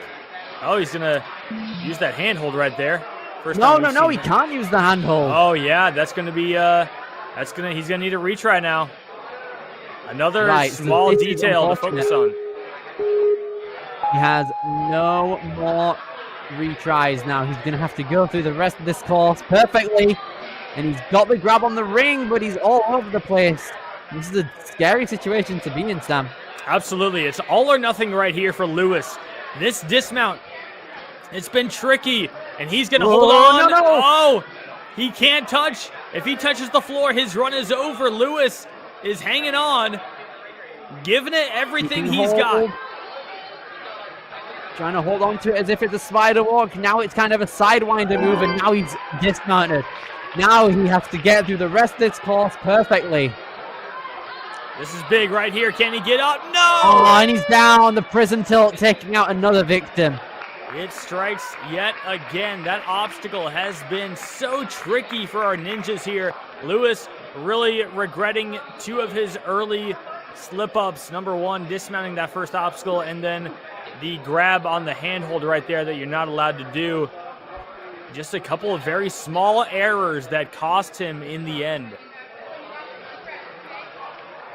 That's going to put Lewis in 6th now. We've had 10 runners go, and we have still got 25 left to run. Quinn Mitchell being the first now. Next level ninja is where he comes out of. Age 15 on the younger side, going from one of the oldest athletes to the youngest now. See how he fares against the rest of the age field now. Quinn off and running. Well, just barely misses the lock-in right there, but now he's got it. Reaches out for that cannonball. Quinn, nice and easy on the dismount. Now for the hourglass. Let's see if he can nail this trampoline. First, he's got to get onto that hourglass right there. Got to keep it steady, and he does. Right for the trampoline, and he's just going to stay on it. Wow, what a jump right there for Quinn Mitchell. Here he moves 2 minutes, 45 seconds. He's moving through it at quite a good pace. He gets out of it relatively quickly. Now he's going to have to get through the rest of this course at quite a good speed. All right, he is thinking about which foot he wants to put where, and there he goes. Oh, one hand. Slipped out on one hand. Oh, but no, I think he touched the floor. I think it extended too far. All right, second try for Quinn Mitchell. Hold on with Takes both it on hands. this time with 2 hands. Oh, Tries no. to reach out to that cane. Not particularly having the best of luck currently. Quinn, he's got to get some more swing going here. There he goes. He brings the ring with him. Now he's got a big reach up to this other ring before he can swing to the dismount. Quinn having a hard time building up momentum right now. Let's see if he can figure out this dismount. It has been a struggle for our ninjas so far. Okay. He can't take another retry here. Trying his best to reel himself in by the legs. He's going to have to climb up this truss now. Really close to the floor. One touch of the floor and his season's over. Come on, Quinn. He is giving it everything he's got right now. Look at that. He's spider walking it. Now he's got to figure out how to get around. I'm gonna tell him don't touch the top of that. All right, Quinn Mitchell, sheer tenacity. He gets through it. There we go. Sheer brutality coming through. But now he's got to keep on moving forward on the prism tilt and rolling hill combo. Steps too close to the tip of it and it goes too far. Last retry for him. Quinn Mitchell, he needs to have this right here. He's down to under a minute. No time to waste. His Quinn best Mitchell, now. come he on. really needs to move, and he No! unfortunately slipped out.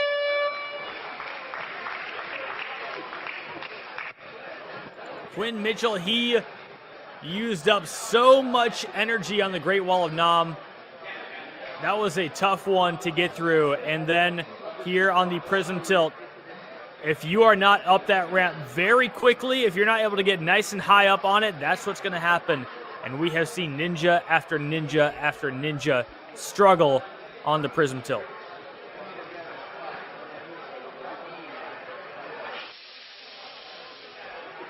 Well, now the smoke rises and Devin Dennis walks through it. He is going to be our next to take on the challenge course coming out of Dragon Fit. And here he goes, quick lock-in on the catch and release, and he races through the first obstacle quickly onto the hourglass. All right, now then, Devin Dennis. He got 5th place jumps, which is our Florida competition. He's actually the fastest to this point. Oh, but not anymore. He's going to have to take it fingertips away from grabbing on. He almost had it. Now Devin Dennis, who had a great pace up until this point, he's looking really good. He is not going slow at all, but he needs to get this grab. This is it. If he fails here, he's done. So Devin Dennis, the pressure is on. He's got it. He's got it. He's going to carry on moving through the hourglass. And now 2 minutes, 40 seconds as he moves out. Yes, nice. Quickly getting through it. He knows he wants to move quick.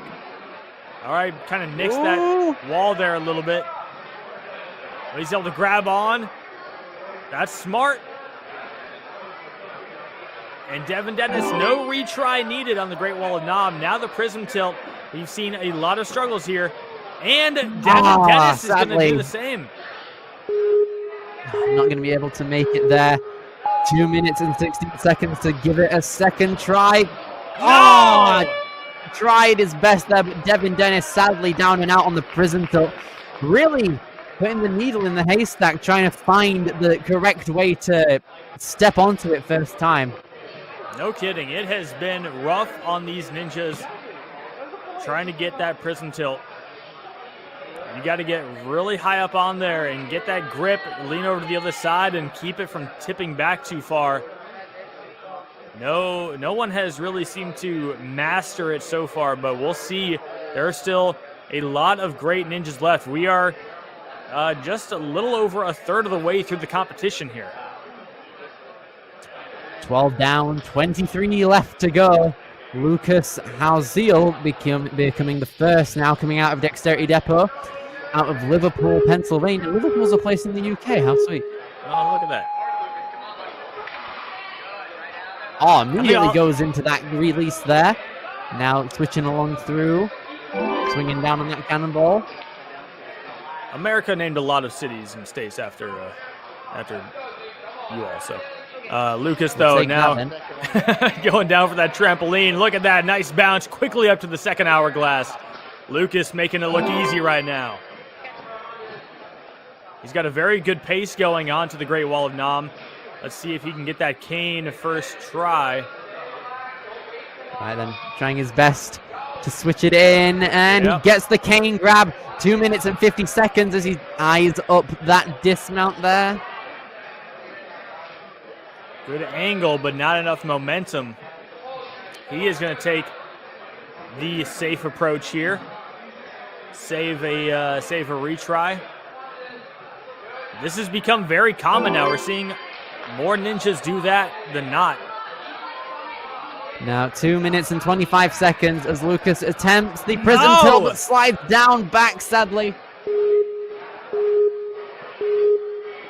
All right, this is his first retry. Lucas, he needs to get up there. No, he's out. This Prism Tilt really being a proper slip and slide for all the guys here. This is not looking the best right now. We're going to need to start putting some tape on their shoes. Not slip down that initial part of the Prism Tilt, because you got to You got to get up high on it to keep that center of balance from going too far back. Lucas, unfortunate there. He was looking very strong up until that point. He had the fastest time of anyone who's failed the prism tilt. We have had 7 fails on the prism tilt and rolling hill combo, the more of any obstacle today so far. Hopefully we start to see the trend be broken as we get more athletes going further and further into this course. I hope so. If you look at the lineup, I mean, we've got some of the most impressive ninjas still to come. And Mark Satterwhite is going to be the next. You see him stepping up. Mark out here. Qualified 4th place at jump twist from Boca Raton, Florida. And now he's going to try his best to go through this challenge course with a large sense of urgency to try and get further into it, because we haven't seen anyone get past the road signs as of yet. And this black diamond obstacle that we're currently looking at behind all the graphics has been a massive killer for the people who have made it here throughout the weekend. So it's really difficult to try and scope it out.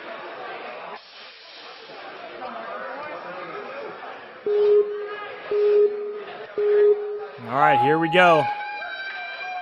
Mark Satterwhite with a quick lock-in on the catch and release. Now for that cannonball. Grabs onto it, swings down. Quick dismount, reverse dismount there. Mark is on to the hourglass. 3 minutes to go as he takes the jump down on the hourglass and tries to go immediately for it, but it's too short to get there. Mark Satterwhite just couldn't get a high enough bounce, but he's going to go right back for it. Flip. No time to chalk him up again. Let's see if he can get it. Big bounce here, come really on. Needs to dig deep on it, and there he goes. Second time around, he has more control. And naturally, 2 minutes and 50 seconds. He dismounts and is carrying on through. All right, Mark Satterwhite onto the Great Wall of Non. Let's see what he does here. Quickly onto that nice cane. link there. He's got good time so far. And gets the dismount. Hey, in one very try. quick out of that. With that, he's going to be on one of the faster paces throughout all the athletes. Yes, good. Oh, Keeping a good balance on the prism tilt. Like he's taming a wild bull right now. Mark Satterwhite now looking like Spider-Man, about to leap on over to the rolling hill. He's got good control.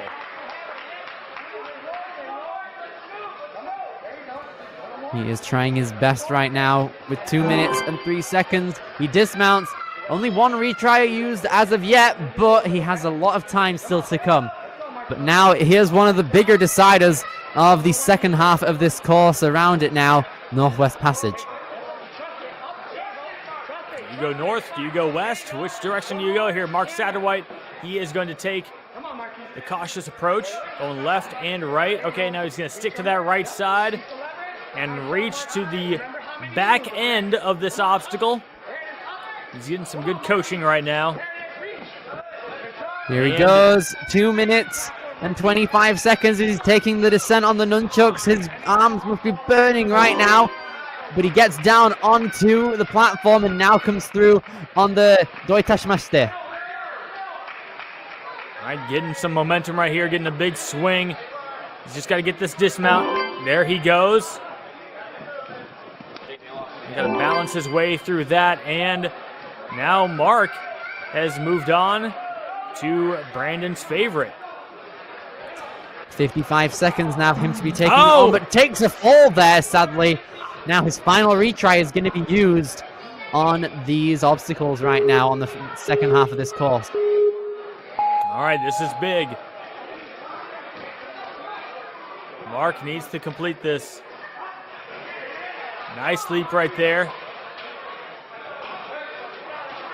Taking out the cliff, and he's got it!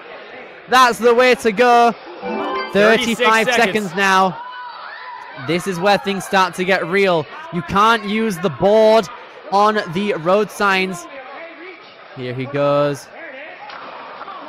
Knocks it down. Going straight onto the green panel and through to the ring. He has 15 seconds to complete this obstacle. No one else has gotten through it yet. Can he be the first? He No! unfortunately loses his grip. So close to the end of the obstacle there, but a valiant effort from Mark Satterwhite. He looked very strong throughout that run. Had to take an early retry on the hourglass. That one did not help him out, but he was one of the few who got through the prism tilt in one try. Unfortunately, he went out on signs just like two others before him. He gave it a really good shot, but that is going to leave him in second place. He was just 5 seconds slower than Alex was. All the seconds make the difference on the challenge course like this. It's such a difficult one to try and get a grasp on, particularly in the second half of the course where your arms are burning.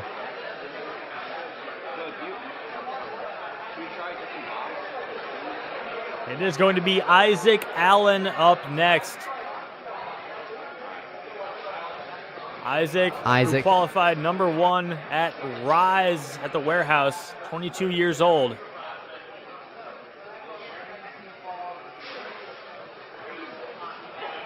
He's going to try his best to get higher up on the leaderboard compared to the rest of the athletes here. He knows the pace that he has to move at. Let's see if he can physically match it. Let's get it now. Isaac Allen on his way through the challenge course at the Premier Series Finals. Oh yeah, strong start right there for Isaac. Quickly through catch and release. Got to get that dismount, and he is on to the hourglass. Good pace so far. He's got a sense of urgency. You can see it. Now the bounce on the trampoline. He doesn't get it on his first try. Sadly not going to be able to get it. Getting it this time, but he really needs to try and get it. Come on. Center of the trampoline, bouncing up, tight legs, and he's got it this time. Nice. All right. He learned from his mistake, and he's able to move on to the Great Wall of Nam here. Taking a good grasp on that ring, but he's got to orientate his swing correctly and not eat up too much time. He's going. Oh, yes! Oh, there this you is go. what I wanted! Oh, yes, mate. Isaac Allen coming in the beta break. That saves a lot of time. Oh, out on the prism tilt. So he's got his last retry here. This is it. No more fails. Here he goes. Taking it again. Gonna take a second now. And clears it. Lovely stuff getting up the rolling hill.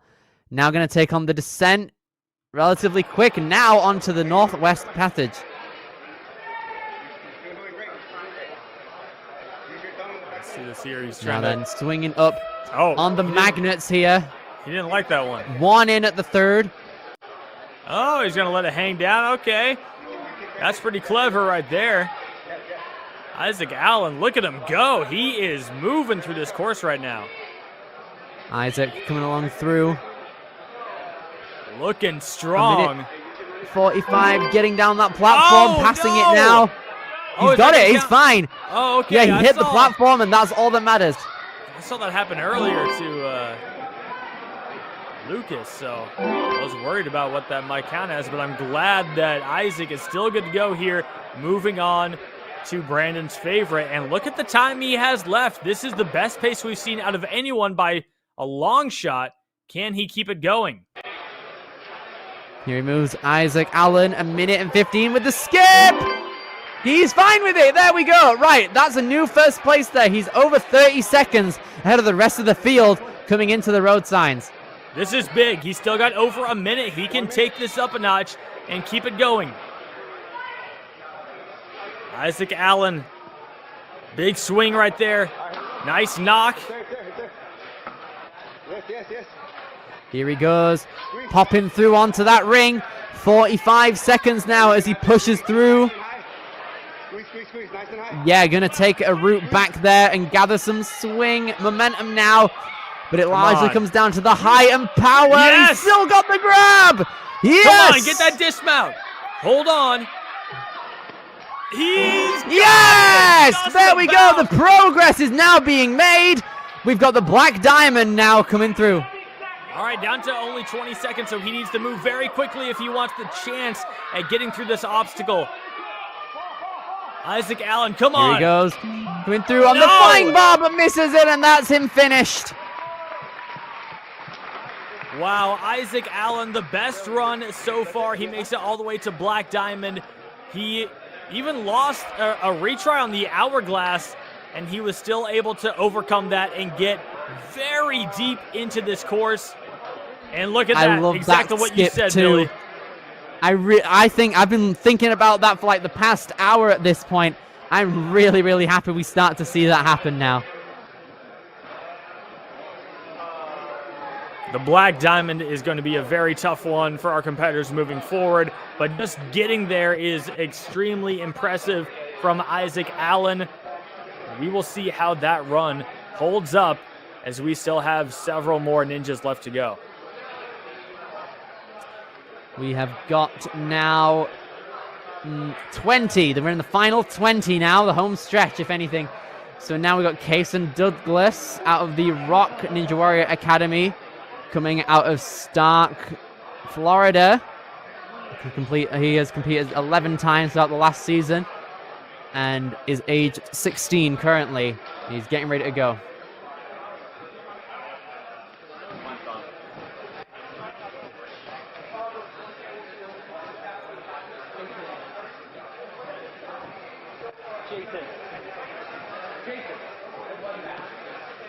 Kason going to be coming in very shortly here. Within the last 20, things are really going to start heating up as we get closer and closer to how things are going to work.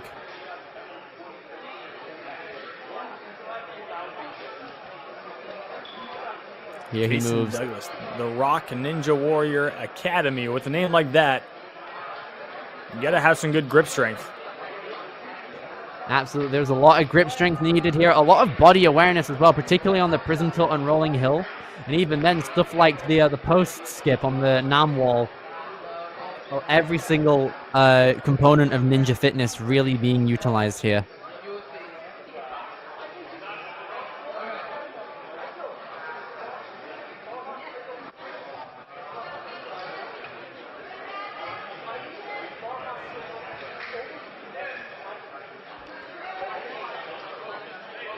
Just getting some cameras reoriented here, making sure our display is good to go so that everyone can have a great experience watching this epic finale to the amateur male division here. We are going to crown a champion by the end of this, but now Kason Douglas is ready to go.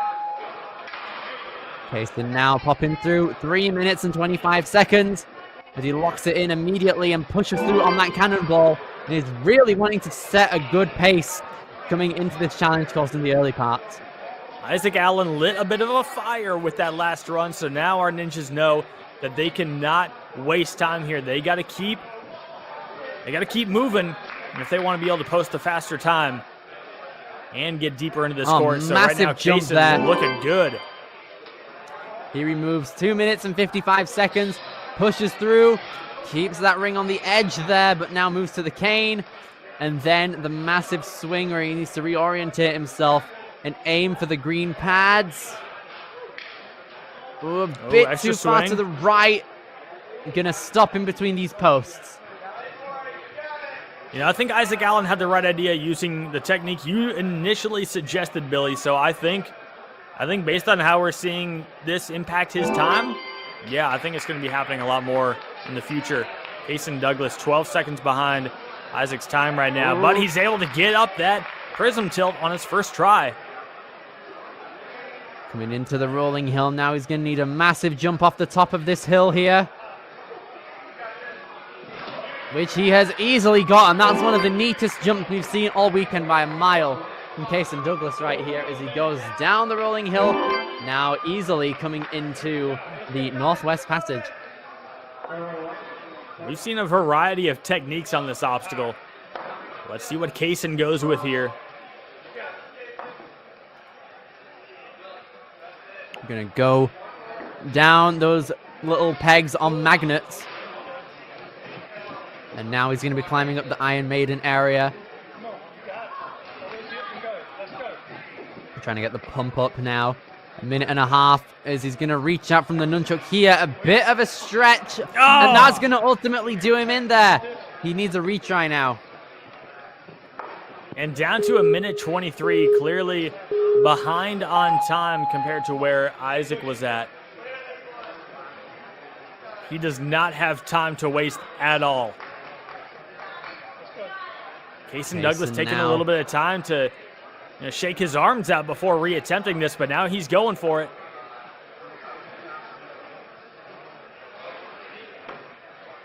Oh, no. Oh, trying his best to slot it in. This is a very tricky obstacle and requires so much grip strength. Kaysen Douglas.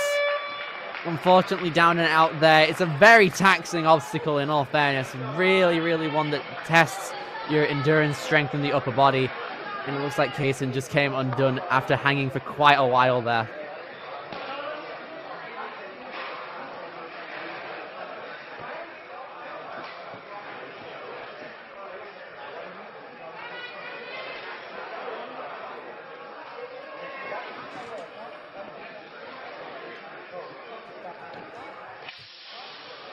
Now then, swiftly moving on to our next competitor, Thomas Schwartz, qualified here at Motus. Got third place in his amateur division and is now back for the finals. Coming out of Omaha, Nebraska, I want to say. Coming out of Midwest Warrior Academy.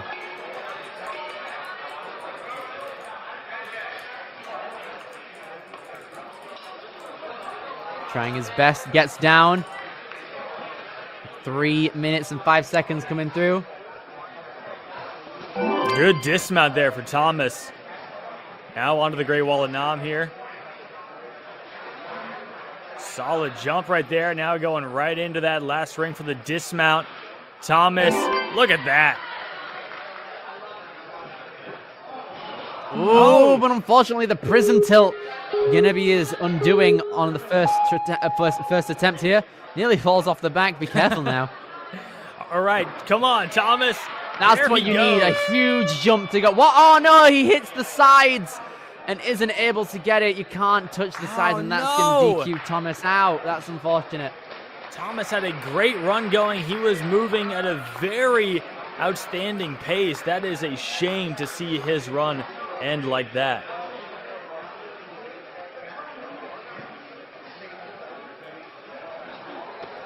Just like that, it can all come undone. It did for him, sadly. As we now have him in 8th place, with Isaac Allen still at the top of the leaderboard. We have now got 18 competitors left, starting out with Zachary Alvord, qualified at Empire Ninja, got 4th place there. He's been doing Ninja since he was 7 and he's now 16. It's been a staple in his life for as long as he can remember, and although things change year to year, he always has Ninja as a constant. The most recently, the biggest change for him has been his gym, High Exposure, closing, and he's recently been training at No Limit Ninja in Yonkers. So now he's at the Motus Finals for Life Force. He qualified at Empire Ninja in the New York area. He's been doing Ninja for ages, so here he's going to use that experience to his advantage. I believe our first athlete to go here on the challenge course who was actually able to get through the hit the buzzer on the placement course. And immediately gets it in. Now then, Zachary puts himself into 9th place. Immediately goes through. Keeps himself from slipping off of it on the backside, and now needs to get up to the center of the rolling hill and not slip down, and he's okay. Very nicely done there, Zachary. Ahead of the pace right now. This is what we need to see, and he already knows what it's like to hit a buzzer here today, so let's see if he can get another one. Here he moves up with 2 minutes and 10 seconds to go. Pushing out. Trying his best to lock in that peg. He tries to go above to get it a bit easier. And now he's able to pull up a little bit onto that higher one, but he's a bit stuck holding on with his right hand. His right hand needs to be burning by this point, surely.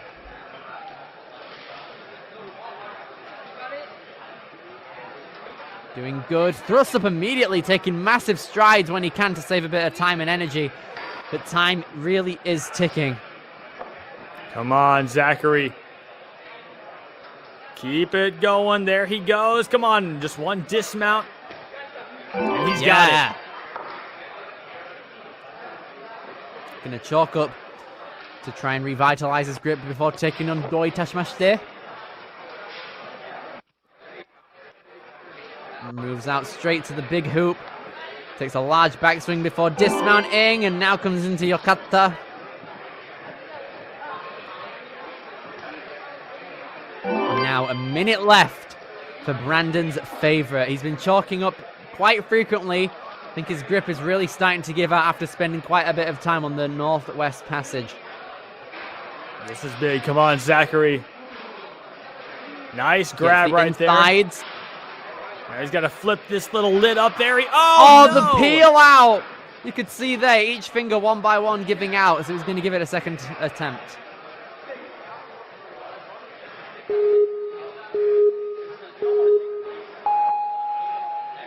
Now, 37 seconds left as he attempts it a second time around.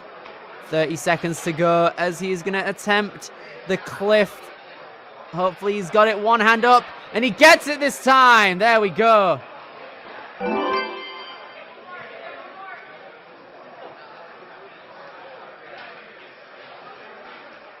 Zachary is going to knock that first sign over. Can he grab that ledge? Yes, he can.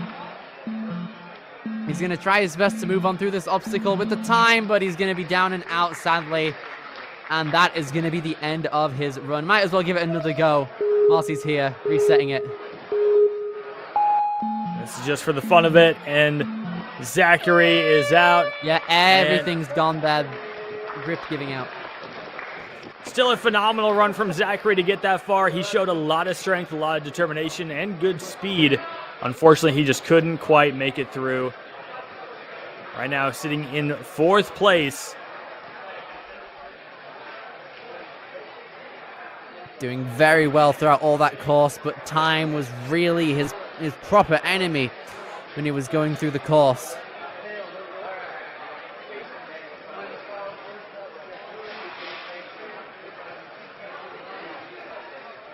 We're now having him in 4th, so that was a very quick run to a deep point into the course.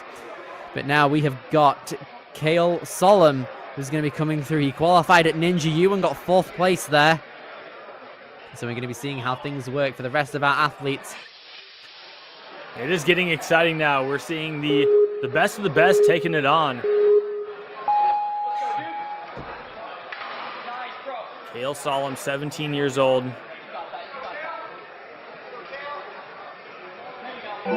Looking good so far. Now. 3 minutes and 15 seconds as he is attempting the hourglass, which he gets. Lovely.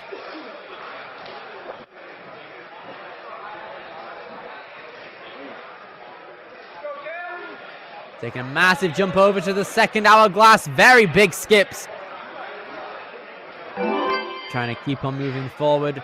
Kale, how's he going to fare on the Great Wall of Nam? Straight into the ring. All right. Now he's going to use the traditional technique here. Not that... No, he's not. He's eyeing up the post. Yeah, I like the switch Here he goes, here. The big skip. Nice. Big moves. That's the one. That's going to save him quite a bit of time there. And now Kale is going to come on through into the prism tilt. Ooh, yep. Oh no, the sides have been touched, and that's going to give him a DQ. One more attempt for the prism tilt. Okay. Getting good here.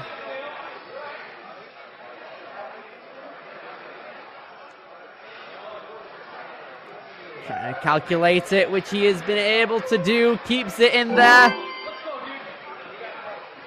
Rolling hill descent coming through now. Gonna descent down, which he does, and now comes into the Northwest Passage. This is big. Come on. He's got that first handle there.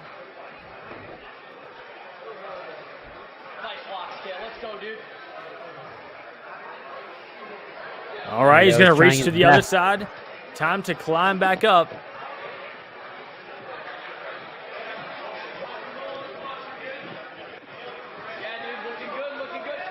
Hale gets the dismount, and now he's going to be taking the pedal to the metal now on the Deutschmaster. And he dismounts onto Yogata. Now coming along through with 1 minute and 20 seconds left into Brandon's favorite. Got to get some big swings here. But he's looking good. One hand inside. Okay, now he gets the other hand inside. Reaches out, but he can't get just it. Misses it a tiny bit crooked. So Kale has no more retries left to use, so he's going to give it all that he's got.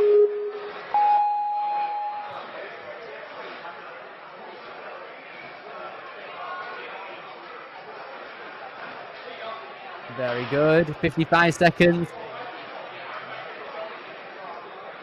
Got Cliff running away from him, and sadly he can't unfold it, and that's going to be KO done in 6th place.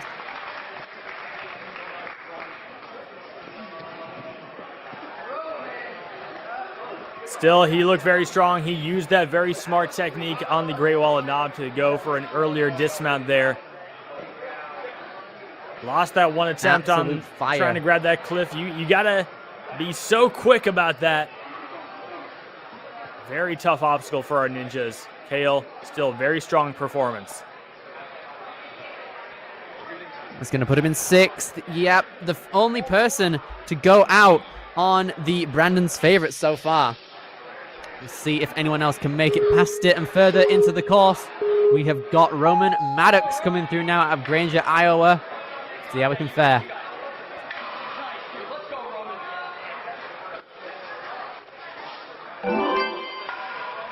So far looking good. He's on to the hourglass right here. Yes, brilliant. Roman Great Maddox. dismount. 3 minutes and 3 seconds to go. He's going to go for the post. The big skip. Oh! He's definitely got that now. He's definitely going to go for that again. Second try. Here He's we eyeing go. it up. All right. He tried to go very quickly on it, but now swinging in that direction. There he Yes, goes. that's the way to go. Roman saving a lot of time there, stepping off. He is always trying to go as fast as he can. Let's see how he can fare.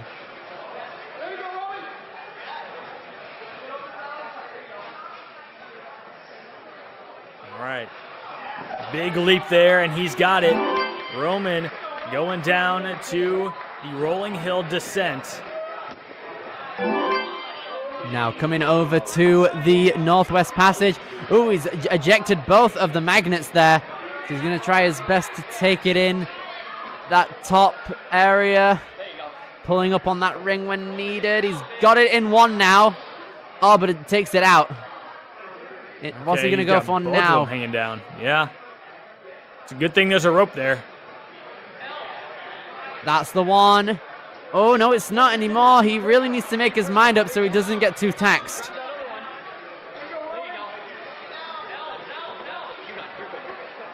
Here he goes, trying to put it in that penultimate one, and is now going to lock off going down towards the Iron Maiden. He's actually the fastest competitor up to this point, too. Yeah, that is true. 0.2 seconds. Roman, Oh, he not slips. anymore. He's going to have to go back to the beginning. A bit That too is a taxed on the big- way down on those nunchucks. A big time hurt right there for Roman.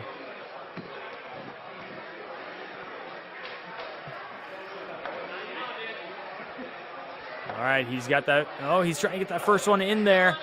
He's got his arm tangled in it. Oh, interesting strategy. Kind of locking it under his elbow. Yeah. Oh, he's able to go Cool, one cool. lower. Oh, okay. Oh, nice tech. Saving him a bit of time, but his grip has got to be a lot more taxed. Now you can see he's not being able to grab onto pegs as easy as he could. This is going to be a tough one. And he slips no. out. Roman with a great run. Unfortunately, his grip just gave out on him eventually. But still, you know, he lost one try on that dismount there. Getting up the prism tilt in 1, that's still an impressive feat, though.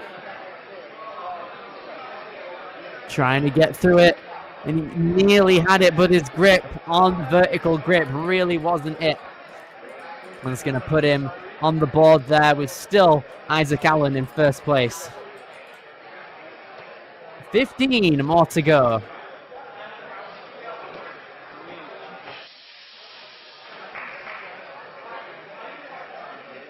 Now then, time for Tristan Ramsey to be taking on the course. Aged 18, qualified at Rise at the warehouse back in July. He's going to pull on through.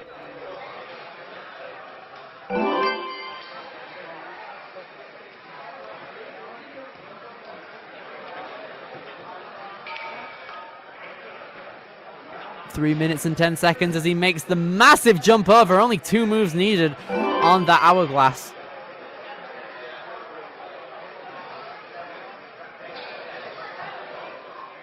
Oh, here he goes, trying to go for the skip. This is the one to go for now if you don't want to deal with a long ring swing. Oh, unless he orientates himself this way further. Gonna go for the cane, and he's got it.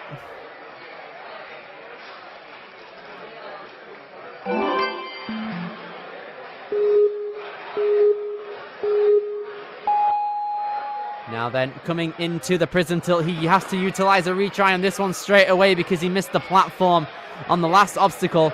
So Tristan Ramsey gonna pop on through here and get onto the rolling hill in one try. Not a problem, he can carry on.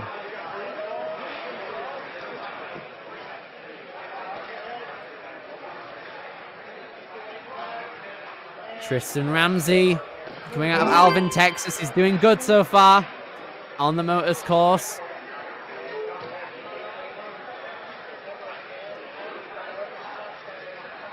Taking that lock off and taking the magnet off now.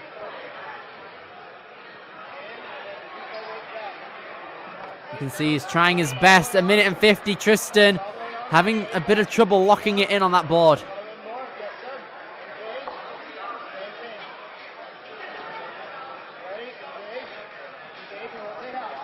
Goes underneath, getting the grab, pushing through now, trying his best. Going up slowly but surely. Doing a solid job, but now his vertical grip is going to be tested on these nunchucks. This is going down with added pressure. And that last one, he dismounts accordingly. There we go. Tristan currently in 7th. Yes, sir.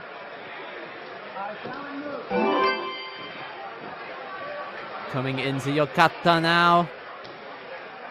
Currently in 7th. He's going to move on, take a bit of a breather. He's exerted a lot of energy.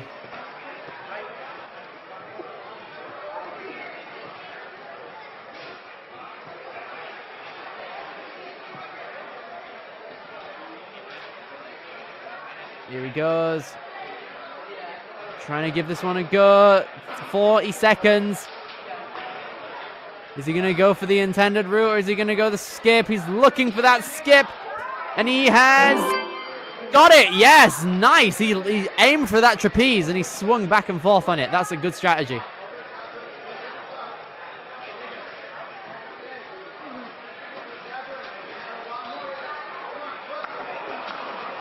Trying to pop on through. 15 seconds. Grabs onto that ring. Taking a push through here. Taking a backswing, getting the pump, and is gonna hold on, but just peels out at the very end.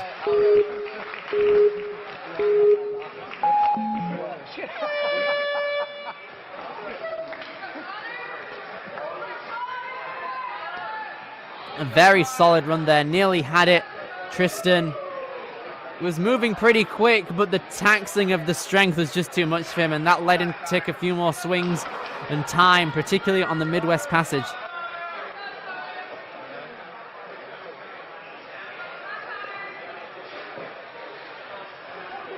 That's going to put him in 4th, though, so closer to the top of the leaderboard. As we now move into the last few competitors now, we have got 14 left, the first of which being Connor Brown out of the Gravity Forge.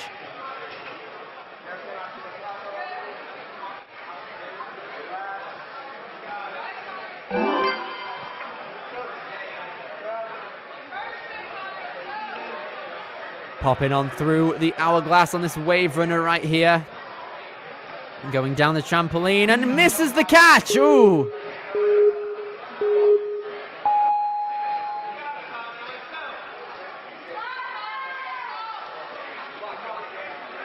Here he goes for 3 minutes now.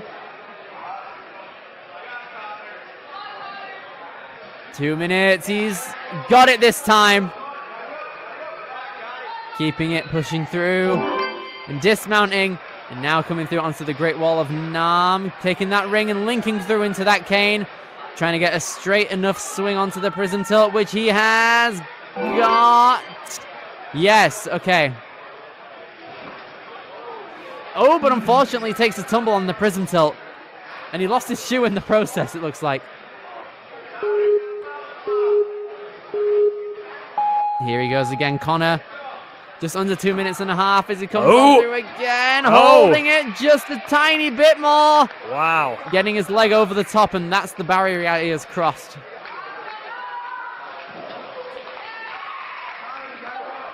All right. Got to go down this rolling hill descent. Look at that. He is going to move on to the Northwest Passage.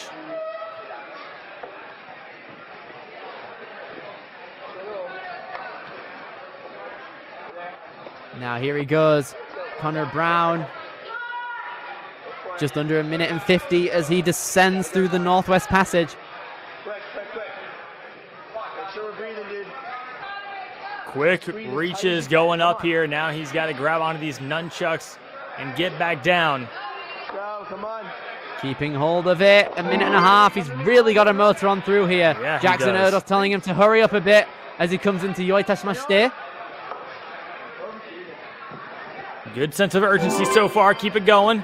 Connor Brown stepping through the 8th obstacle. Now on to Brandon's favorite.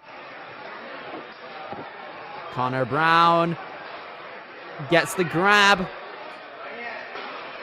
Is now going to come on through. 1 minute now. And gets, oh no, peels! So and that's going to close. be the end of his run. He didn't have any grip left. It looked like he had he used up all of it throughout that course, and it was good effort, going to put him in 8th. Well, we're seeing our ninjas start to put up a better fight against this challenge course. No one able to break through yet, and also no one has really gotten near the end with time to spare, so we're still seeing the clock be a big issue on this challenge course. Unfortunately, Connor Brown running a little lower on time and just could not hang on right there on Brandon's favorite. James Ethan Cooper is up next.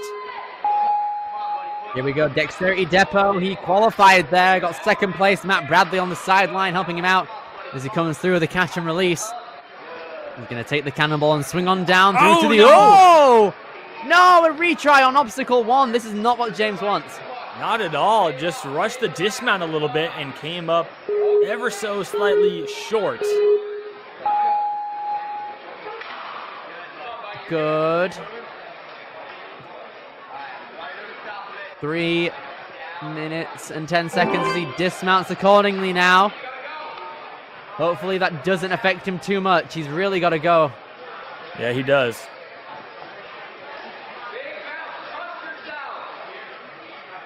Pacing it correctly. Yes, good. 2 minutes 50.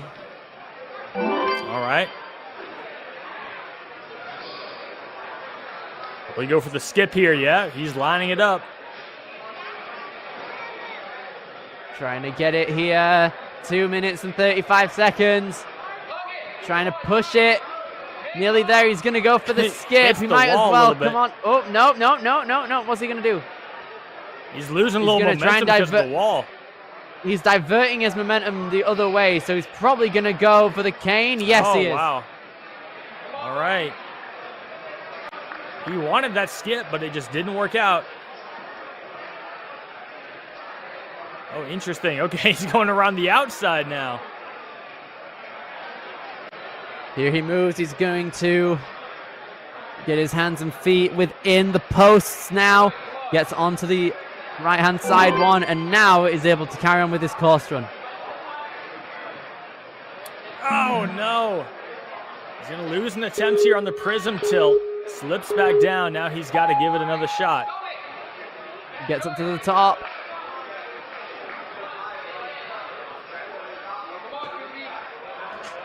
Trying his best. James Ethan Cooper on the top of the prism tilt. 1 minute and 35 now.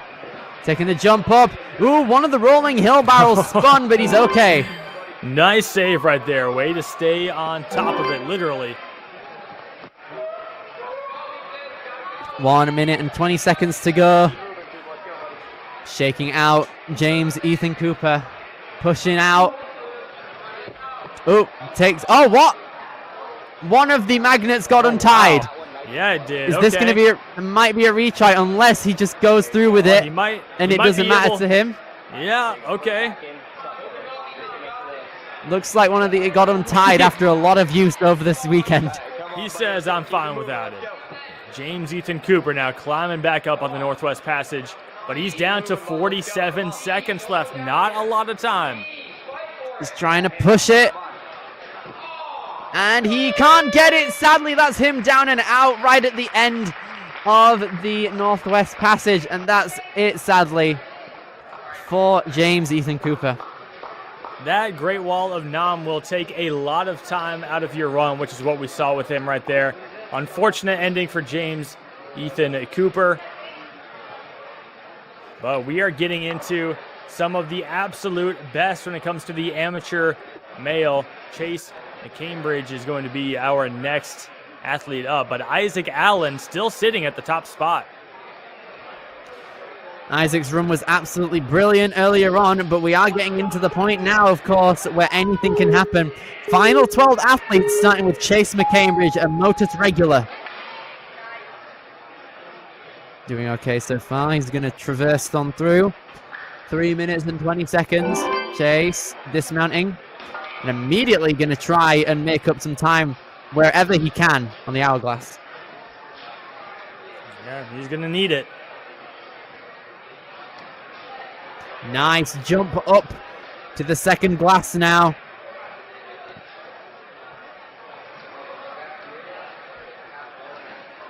And he dismounts very well. All right. What technique will he adopt here? He's going to get onto that He ring. will take right immediately for the cane. I see. All right. I do think if you nail this technique, it can be done. I think either one could be faster, honestly. It just depends on getting it right. And Chase stuck in no man's land here. He's got to get out of this. 2.5 minutes left to go. He's propping himself in between. Here he goes. Propping up to then dismount off of that post. There we go, adapting well. Very well. And no, he's going to lose an attempt on the prism tilt. He still has the retry.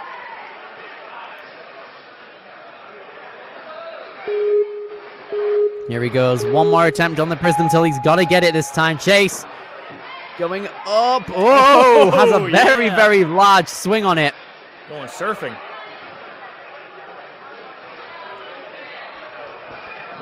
Oh, no, but man, the rolling hill sadly takes him out, and that's going to put him in 18th place. Very resilient, but just the rolling hill, unfortunately, just gets him down. That is unfortunate for Chase McCambridge, who put up a very strong placement course run. But look at that, Isaac Allen. He's still sitting up there at the top, and we have 11 more amateur males left to go. Will we see a buzzer? If anyone's hitting a buzzer on this, they are going to have to fly, because my goodness, this course is not forgiving at all when it comes to the time limit. JJ Black now going to come on through out of Dexterity Depot. We got first place there. If we're going to see anyone break through the obstacles fast, it's going to be JJ. No doubt about it. He's got the speed. Can he stay focused and not use any retries? That's the key. There's certain obstacles. If you have to use a retry, you are going to lose a big chunk of time. JJ looking good so far. He's doing All right, very he wants good. that skip. Taking it Use straight that away. wall, He's yes. smart. He knows that if he does this fast, he's definitely going to keep a good pace up. JJ currently 10 seconds ahead of the fastest pace so far. Look at that. Oh. Oh, no, but unfortunately he's DQ'd. He's going to have to take it again. I think he grabbed the sides. Yeah. JJ Black coming through, grabbing the forward-facing There areas. we go. That is much better. Boom, all the way up to the top of the rolling hill, and it is now going to take the descent.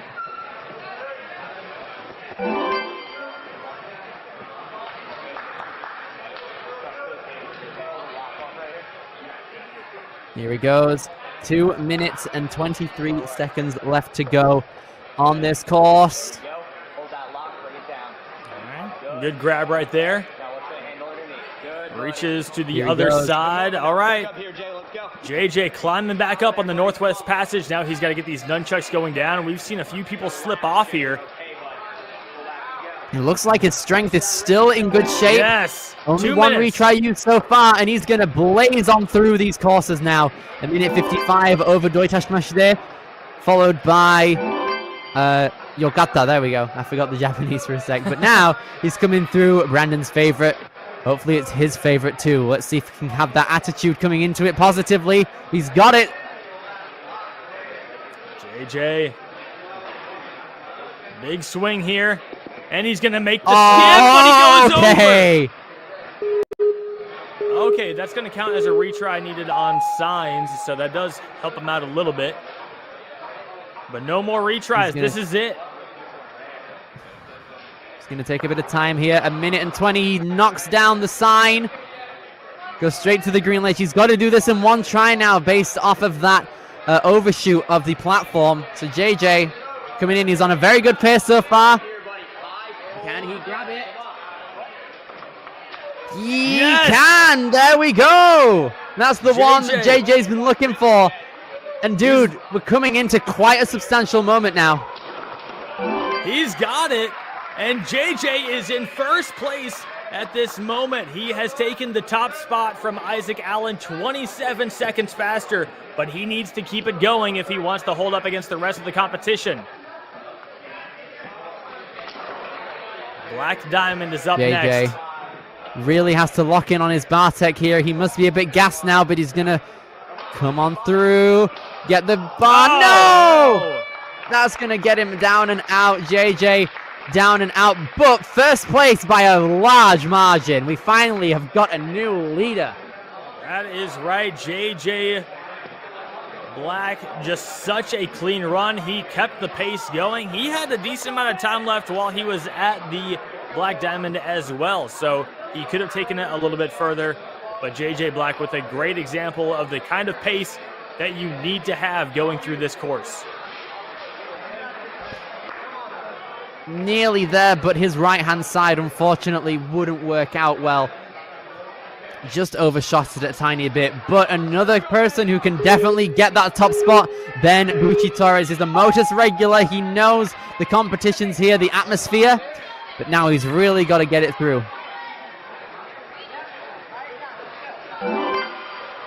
Nice and quick through the first obstacle, now getting right into the hourglass. Oh, brilliant link. Great time save.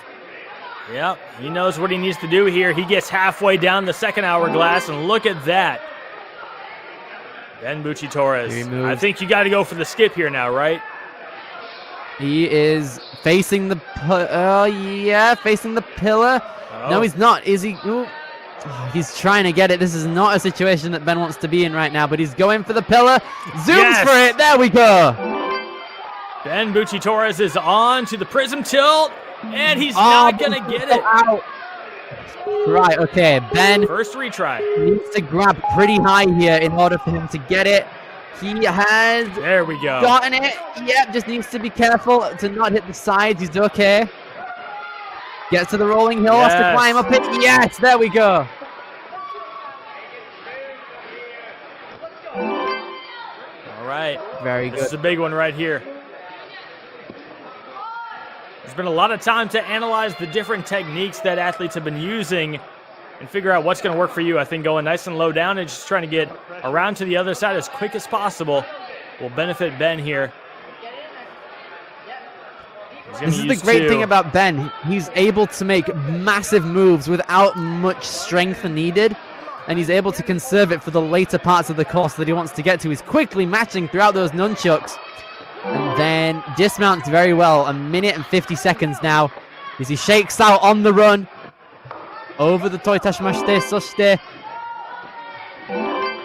Yogata no Kuria. Right, okay, just under 100 seconds, shaking out. He's trying to get the blood flow in his arms and fingers to get ready for all of these upper body obstacles on the backside of this course. Okay, Ben.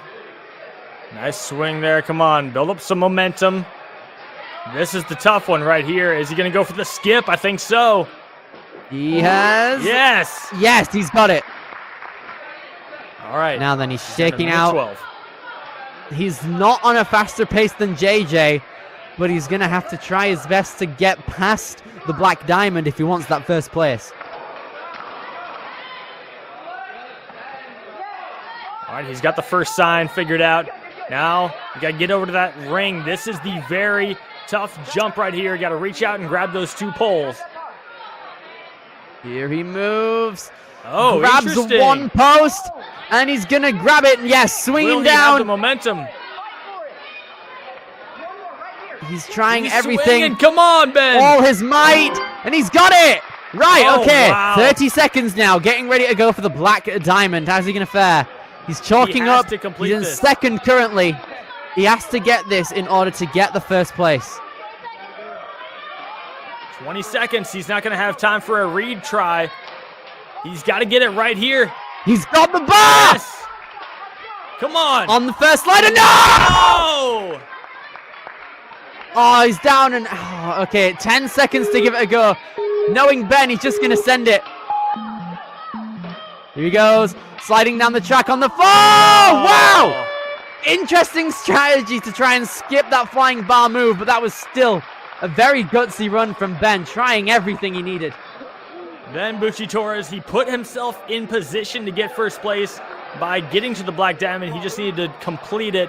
However, a very, very tricky obstacle right there, and Ben Bucci-Torres, after an incredible run, is going to come up just 1 spot shy of first place right now.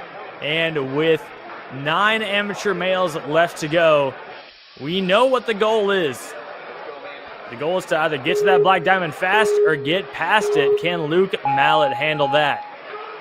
Luke Mallet coming through now. He got second place at the Ascend qualifier back in August. And here he goes. Not even going to opt for that other step.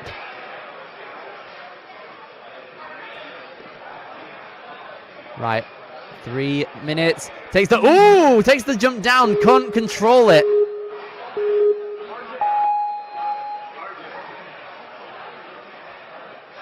Here he moves.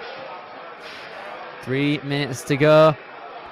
Shifting through. Gonna have to really lock in on this one. And he has got it. Shifting on through the board now.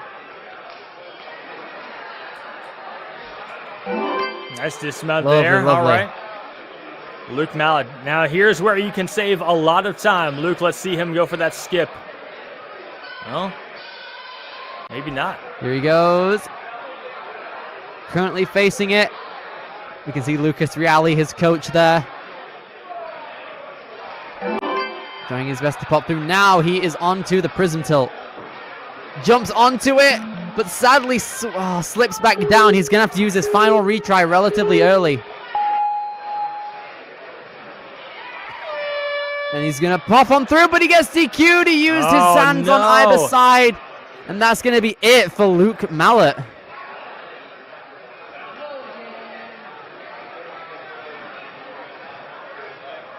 Well, he had a good pace up until that point, but Luke Mallet out. Another victim of that prism tilt. We have seen so many ninjas struggle there, but with 8 left to go, there's no doubt we are into that upper echelon of our ninjas. Logan Weir up next. All of these guys were very, very fast through the placement course. Logan qualified actually number 5 out of Ascend Obstacle Training in Kingston, but still put up a brilliant show on the placement course. We'll see what he can do here on Challenge. We're in the final 8 competitors now for our amateur male division for the Premier Series finals on the Challenge course. Logan Weir coming up next. 5'9", wingspan of 5'10", 154 pounds. Got a lot of muscle to offer here. He likes ninja and food, which I think is incredibly valid. Well, hopefully he'll give himself a nice, good meal after this run. Absolutely. You've Those are my only two. What's the ideal meal after a good ninja comp? The ideal meal after a good ninja comp, you say? Ooh. I don't know. Typically, I would say a good McDonald's, but that doesn't particularly help your body fat or anything like that. So I think, I mean, winner chicken dinner, isn't it? So you kind of need to go full on. I'd go chicken, if anything, or a steak. I like a good steak, so I might as well do it after Ninja. If you get thirst, then you might as well. But we have a lot more winners to be taking home trophies today. We've got the teen division that is coming after this. We've got the females starting soon, the males afterward, and then the elites are going to be starting with the females at 4:40 p.m. Eastern, and then the males at 5 p.m. Eastern. It's going to be quite the ride. I am very, very hyped for everything that's about to come up.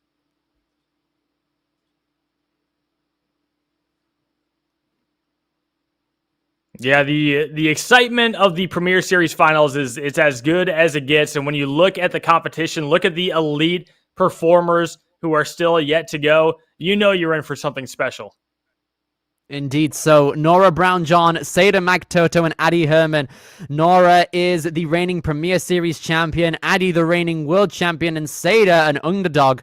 So it can go either way, to be honest, and we've still got a lot more brilliant athletes to be taking on the elite female division later on tonight. And then the males are going to come along afterward, and then we've got 2 pioneers of the sport out here today. Later on, we've got both Noah Munier and Jackson Erdos. Noah, the reigning world champion, but Jackson, the reigning Premier Series champion. Is Jackson going to get a repeat championship here at the Premier Series finals, or is Noah going to take home his 2nd ever championship win at Premier Series here? It goes either way.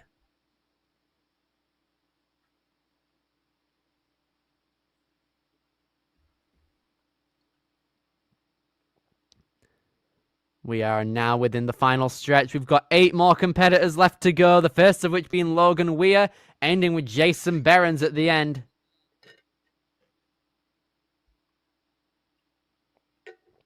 Jason Behrens, I mean, 20 seconds that it took for him to get through the placement course? I know he is going to be moving quickly when his time comes around, but the question is, who's going to be holding the top spot at that time?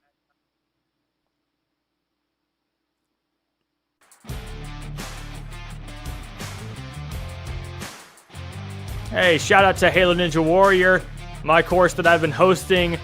Currently hosting on Halo Infinite. It's been going on for 13 years now. Tournament 30 has begun officially. So you're seeing clips of Tournament 29. But this whole weekend I've been getting runs for Tournament 30. It has been a very exciting tournament with a lot of impressive Halo ninjas taking on the course. And there's some crossover between, some Halo Ninja Warrior and World Ninja League and all that. I know actually one of my top competitors has been doing commentary on the other side, Kane Malden. So he's an impressive commentator and an impressive Halo jumper as well. So it's cool to see those two worlds colliding, and I think it's exactly what the sport of ninja was meant for. It's a similar world when it comes to both the Halo side of Ninja as well as actually doing it in person, because you both, when you've got a run coming up in either circumstance, you've really got to be focused and make sure that you have everything on lock mentally, whether you'd be actually doing some bar tech or controlling a bar with a controller. It goes either way. It's brilliant. We're going to go to a short break quickly. We're going to have a couple words from our sponsors as we fix a couple of technical things. We'll be with you in a second.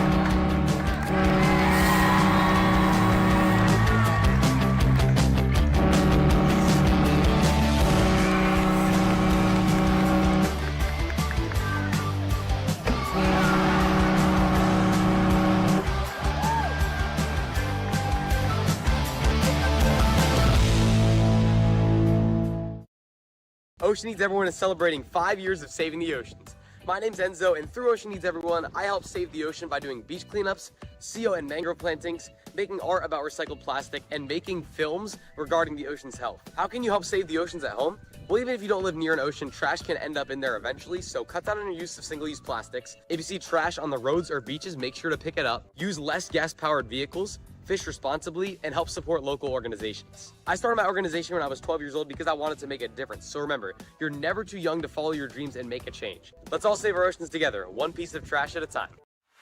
Want to train like a pro? DGS Ninja has you covered with obstacles designed by top athletes. Kevin Carbone, Matt Bradley, Tom Alberti, and Brett Sims. Whether you're dialing in your technique at the gym or training at home, DGS Ninja equipment is built for performance, durability, and safety. Train with confidence. Train with DGS Ninja. Find obstacles, rigs, mats, and more on dgsninja.com. Has this ever happened to you? Where's my truck bag? Ooh, I have a solution for that. Slab chalks! You take the chalk ball, put it in the mesh pocket, zip it up, slap, and get your chalk. Slab trucks are made right here in Springdale, Arkansas at Interform, the small batch manufacturing company. We're helping our community and providing local jobs to minorities and women of diverse backgrounds. I'm Joseph Rao, Ninja Warrior, rock climber, and the CEO of Slap Chalks.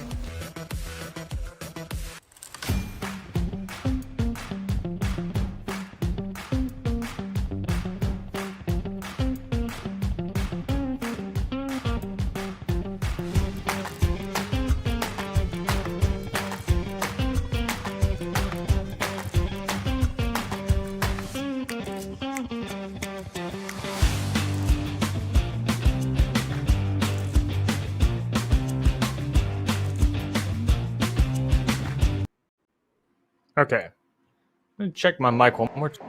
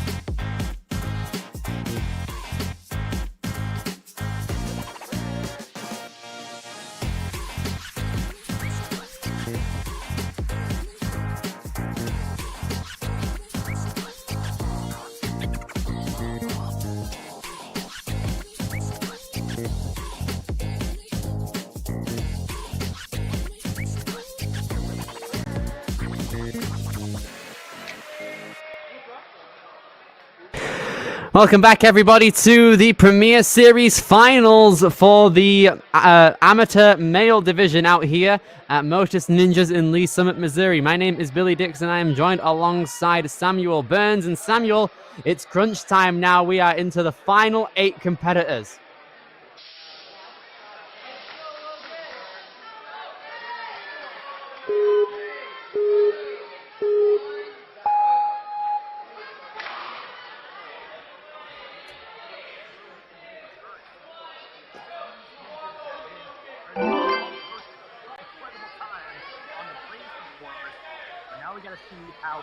Translates over. We can see Logan now, our first of our last 8 competitors, on the floor right now, coming through. Nice jump from Logan. 3 minutes and 5 seconds. He's good. popping along through the Great Wall of Nam. Is he going to go? Yeah, he's eyeing up that pole. He's going to go for the big send. Perfect execution. Just what we needed. Oh, no. He's going to have to take it a second time. There he goes. All right, going for this skip here. Taking it in his stride now. Here we go, Logan. This is the way he wants to do it. Hopefully he's been able to get it. Taking it on now. Yes. Needs to be sure to not grab the top. And he's all well and good. Logan taking on the prism tilt. Oh, nice. Oh, no. The foot tap. Unfortunately, his foot hit the floor there. So now he's going to take a second attempt. His final retry out of 2 that he's got. All right, he's staying on. There we go.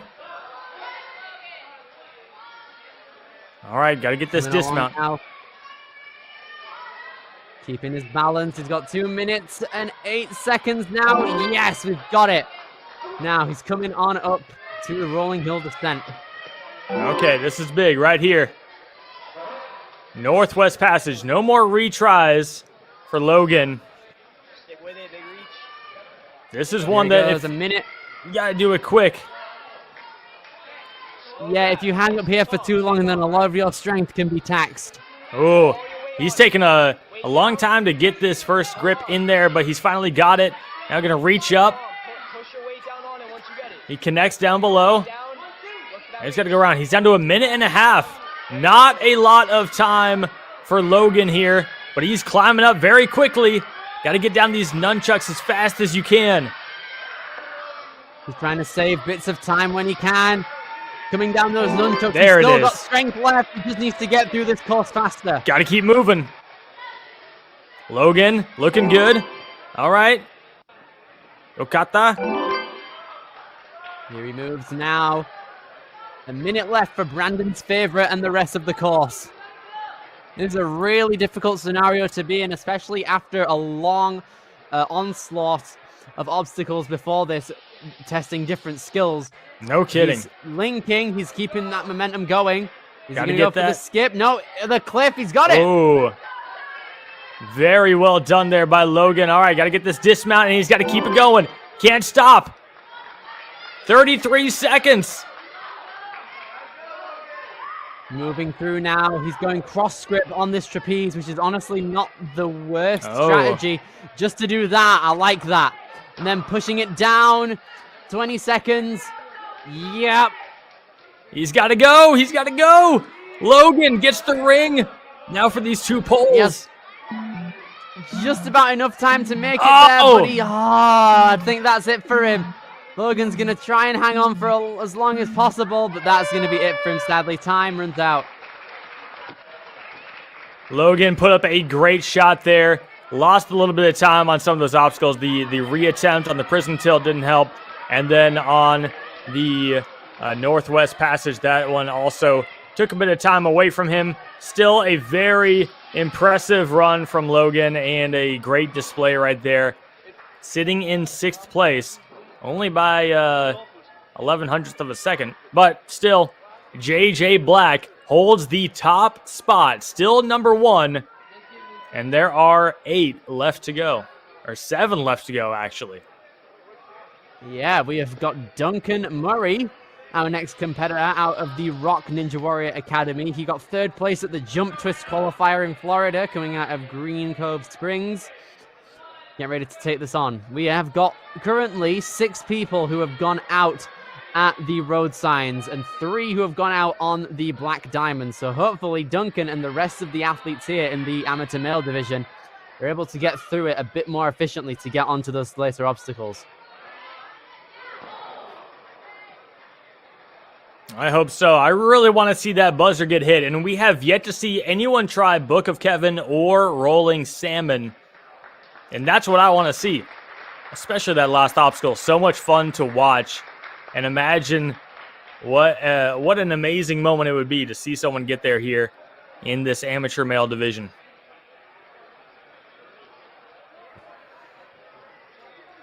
Duncan Murray coming through now. It's going to be a difficult one to call, this one. It can be anyone's game for the top spot.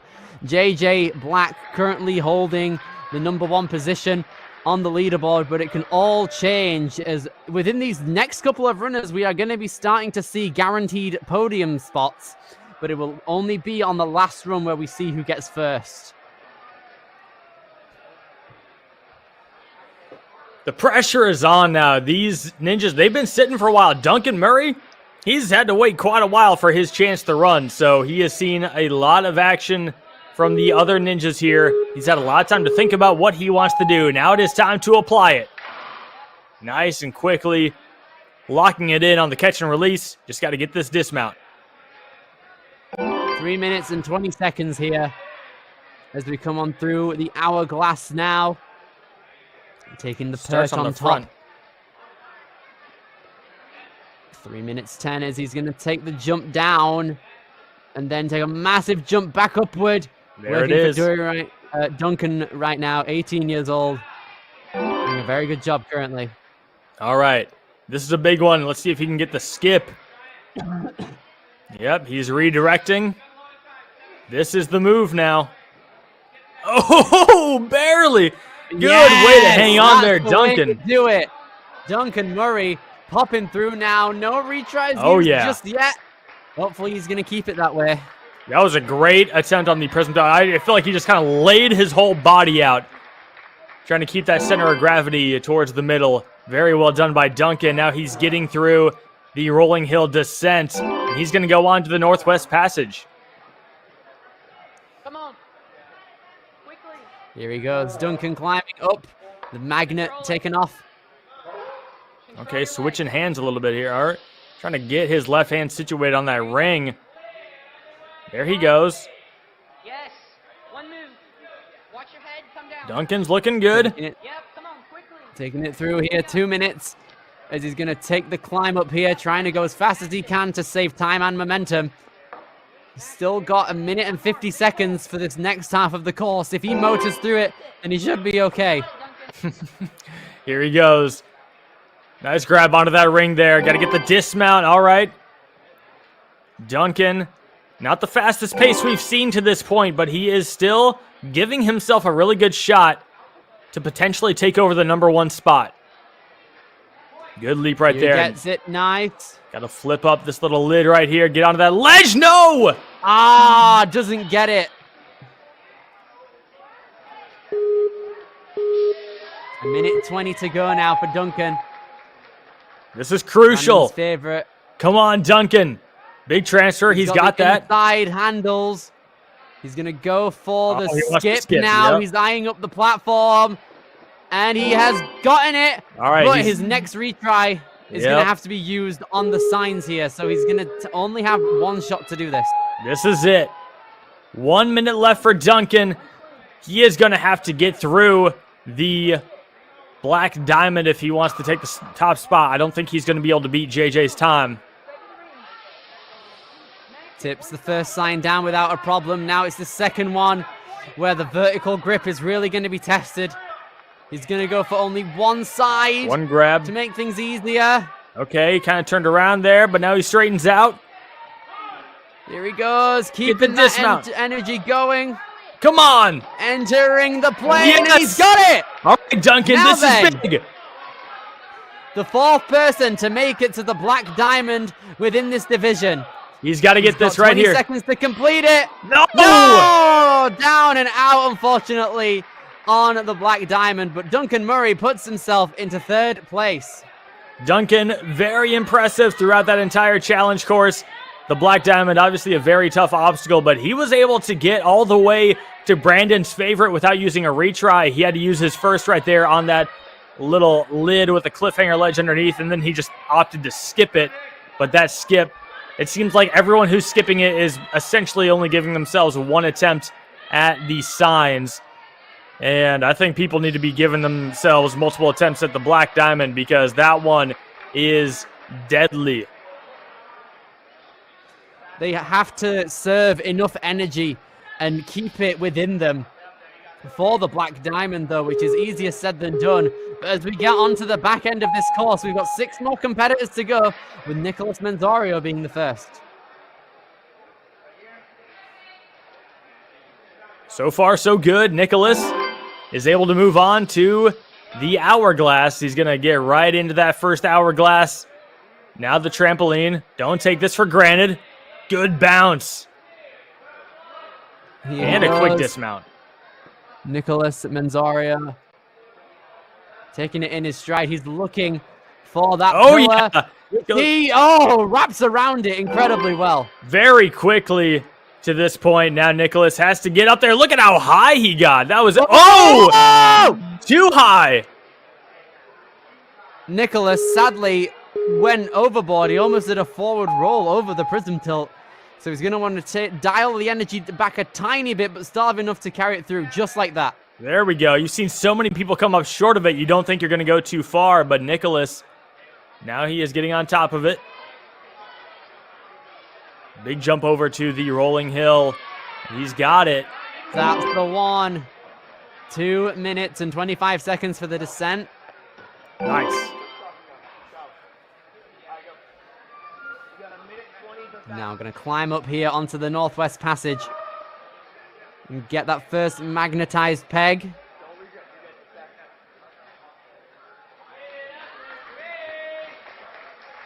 All right, good first placement. He's got the second one. I will say he looks very methodical right now. Looking very strong. Just 15 years old. He's clearly prepared for this. And look at him go. Swinging back and forth. Maybe one backswing is all he needs. Yes, it is. There we go. Nicholas Menzario now picking up the pace a bit, but to try and keep his momentum forward. All right, Brandon's favorite. This is going to be big right here. If he can get that ledge in one try, he's going to set himself up in a good position to have a chance to take the top spot. Here nice transfer. A minute and 20 seconds. Oh. He's got enough energy for a skip in just one swing. And he's okay with the skill he tried to go. Oh, this yeah. Is really good right now. That is crucial. Saving that retry. Let's see if he can get through signs in one go. If so, he could give himself 2 shots at the Black Diamond if he has enough time. He's got to be quick here. Taking it in. 50 seconds to go. Hop on that ring. Get right to that pole. Come on, Nicholas. Doing a good job so far. Using. Oh my lord! Nicholas! Chill me! Pipe it! Oh my lord! Nicholas Menzario. Amazing! I have never seen that. A one-handed save on a road sign. That is rare. Nicholas, though, second place currently. Is he going to continue this trend and get through the Black Diamond? He's got one shot at it. This is it. This is to take the #1 spot. Nicholas, after a massive save, can he do it? No! He's got 12 seconds. Maybe if he just goes for broke. He can't waste a second. I think that's the best thing he needs to do. That's all he needs to do. If he links everything, just get some momentum. He's got to go quick. Go! Getting in, thinking carefully. No! Nicholas Menzario sadly down and out. That is one of the craziest runs we've had in a minute. Oh my lord. That save on signs was unreal. Nicholas had such a great run up until that point. He actually went too far forward on that prism tilt the first time. Very unfortunate way for him to lose a retry, but he looked so good throughout the rest of the course. Getting that skip on Brandon's favorite without losing an attempt right there on signs was amazing. But that save, look at that. How does he do that? You can't do that. That's inhuman. Dude, you stop it like, dude. Oh my lord. I can't believe that. That's crazy. That was I can't believe you've done this. Such an incredible feat to see right there for Nicholas. So strong. Such a great save, but unfortunately, he still comes up in second place. Let's see how Jackson does.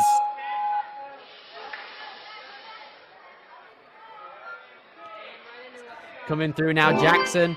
Coming out of the Surge Ninja. He got first place at the Empire, and now he's going to try his best to come on through.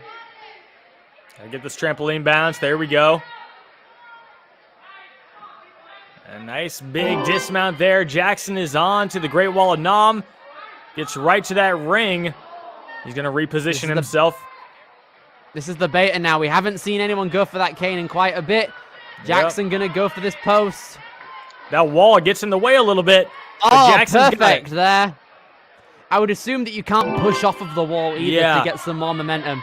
But Jackson is able to carry on through without any retries on the prism tilt. Oh no, just the sides there.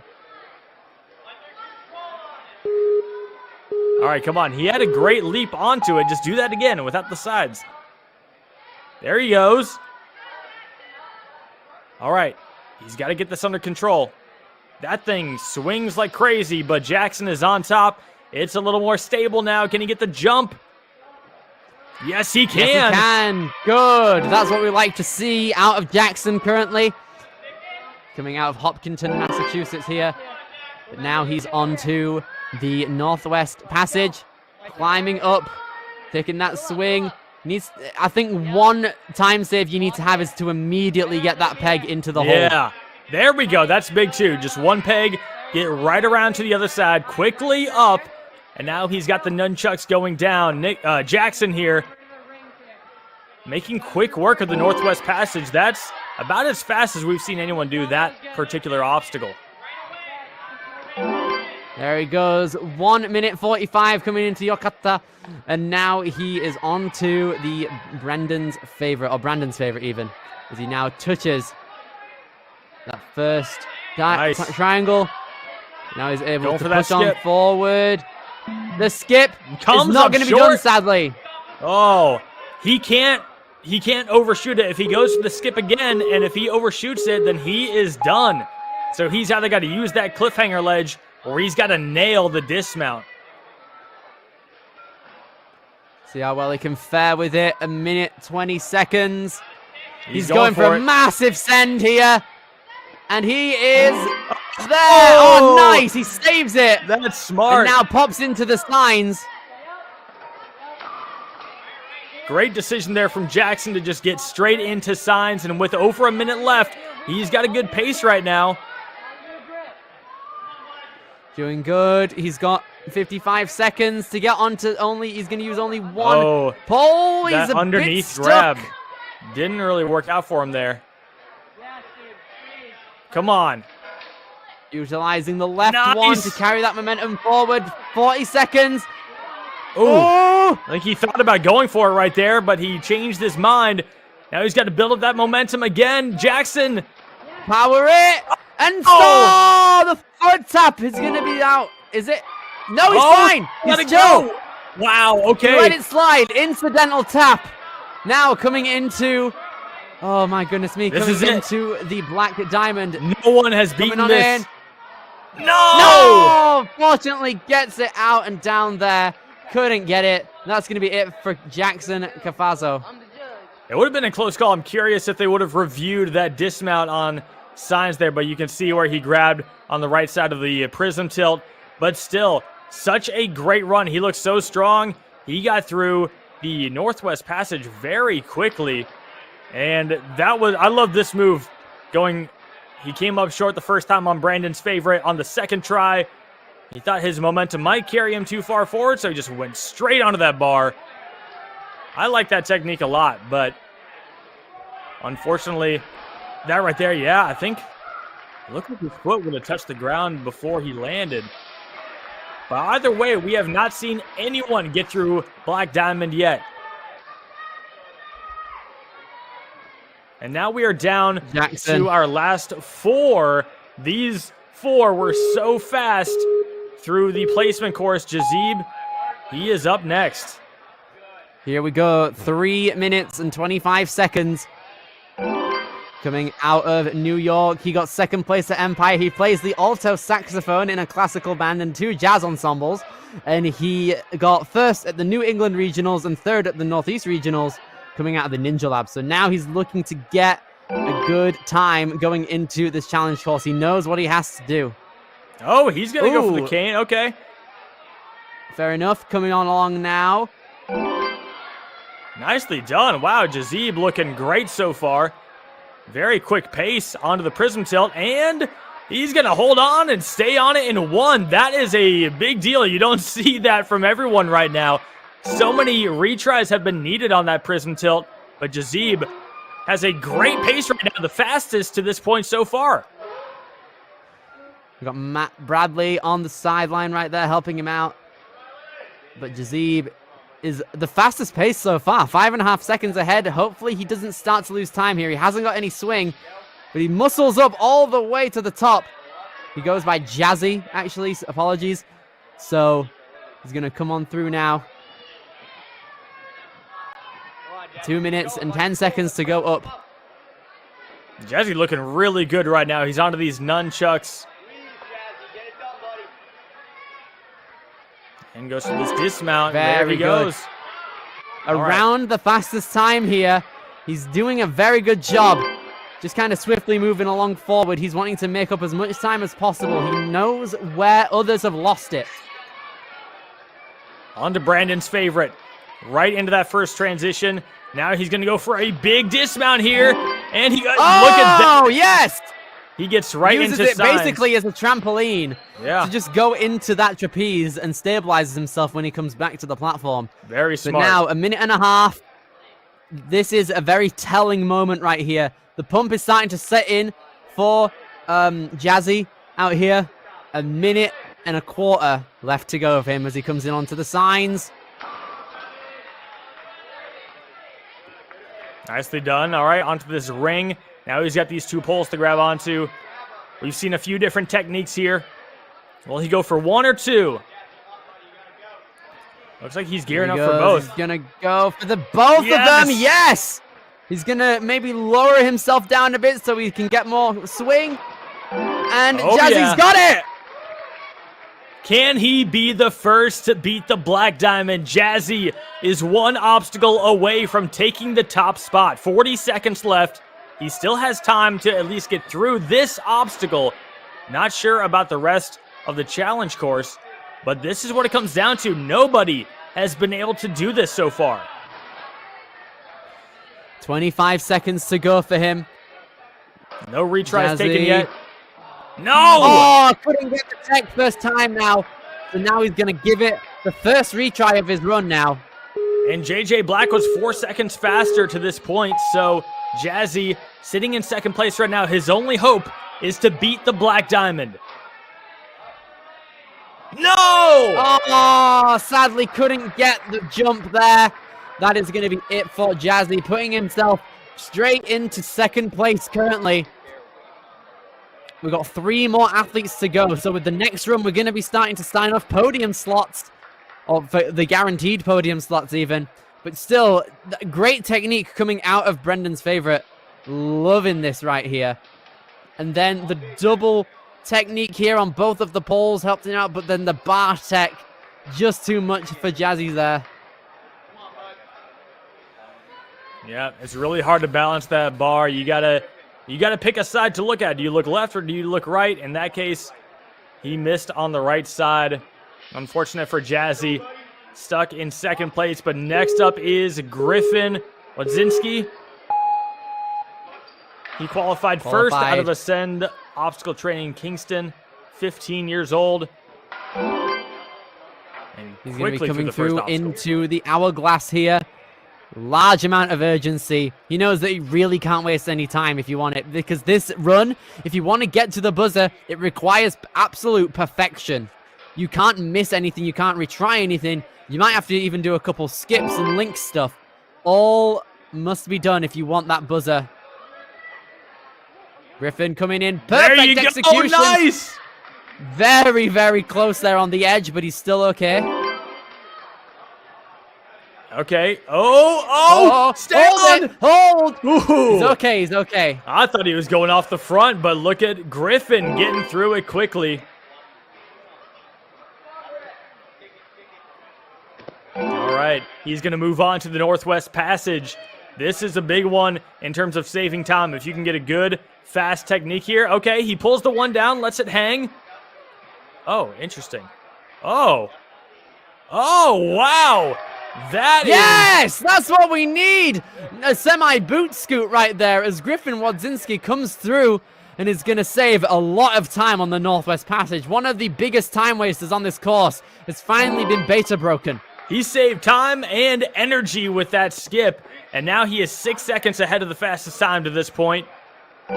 Griffin with a very good pace as he is going to go on to Brandon's favorite. Here he goes, pushing in. Griffin gets the jump straight into the trapeze. He's going to take it back, though, and shake out a minute. Going to not opt for any chalk. It's a very good pace, though, Sam. It is a very good pace. He's down to a minute and a half right here on signs. He's going to hit it, knock it over, get right onto it. Time is of the essence right now. Griffin has got to get onto these poles here. Does he go for 1 or 2? He goes for 2, and he holds on. Yes. He is going to have massive jump out. He's got a ton of time coming onto the Black Diamond now. The timer is showing a little different than where he's actually at right now. There he goes, 9.8. He's in number 1. Currently in first place. He's guaranteed podium as well because there's only 2 more runners after him.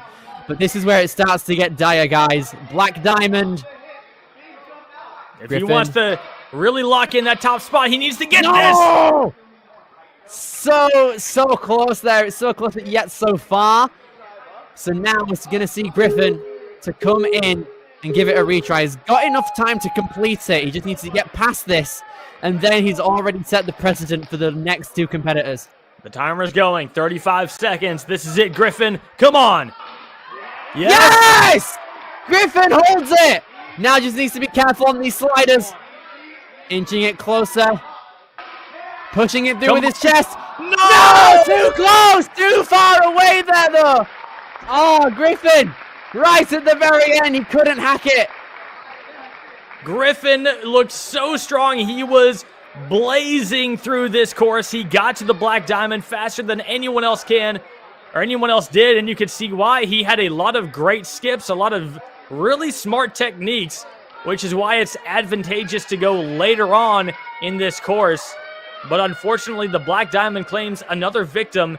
Now the question is, with the 2 ninjas left to go, Samuel McCarthy and Jason Behrens, can either of them get to the Black Diamond faster, or could we finally see someone move on to Book of Kevin? We have not seen the last 2 obstacles of this challenge course attempted yet.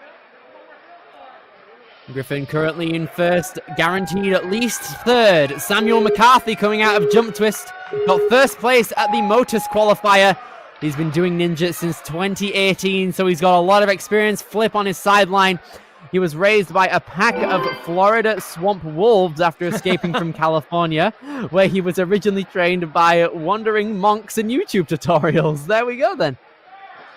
I mean, well, you don't get a better backstory than that. So Samuel McCarthy, he's got a lot to live up to here with a backstory like that. Could this be the storybook ending that he needs? He's gonna turn around. It looks like he's going to go for the cane. Good. Now he's popping on through just under 3 minutes now. Going to take that diagonal boot scoo and not get it first time around. This is not that good a place to be right now for Samuel. But he avenges it and adapts. Nice. He's going to have to pick up the pace now, no, but he loses. The prism tilt. 1 retry on the prism tilt. Okay, right. Flip helping him out. Gonna have to aim for more of the middle. Problem. No! What in the heck? Samuel McCarthy down and out on the prism tilt. That's a shocker.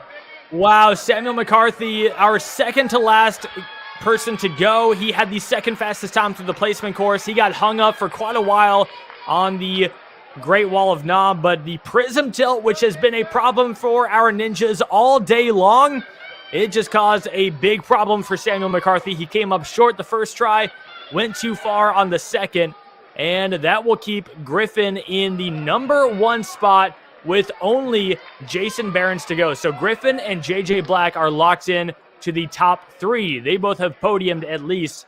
The question is, will Jazzy's 3rd place spot hold? And will Griffin's championship spot hold. Will he be the amateur male division champion? It all comes down to Jason Behrens.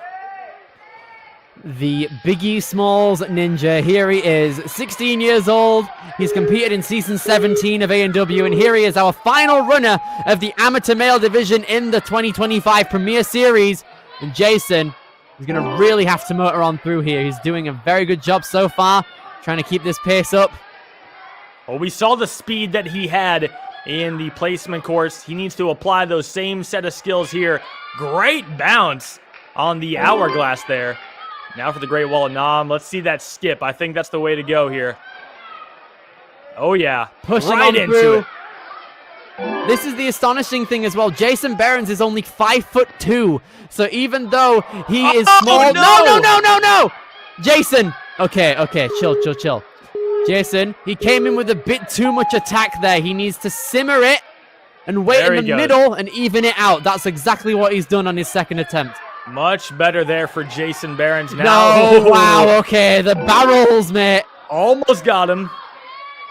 But he is good. All right, Jason, I want to see him adopt the same technique that Griffin used here.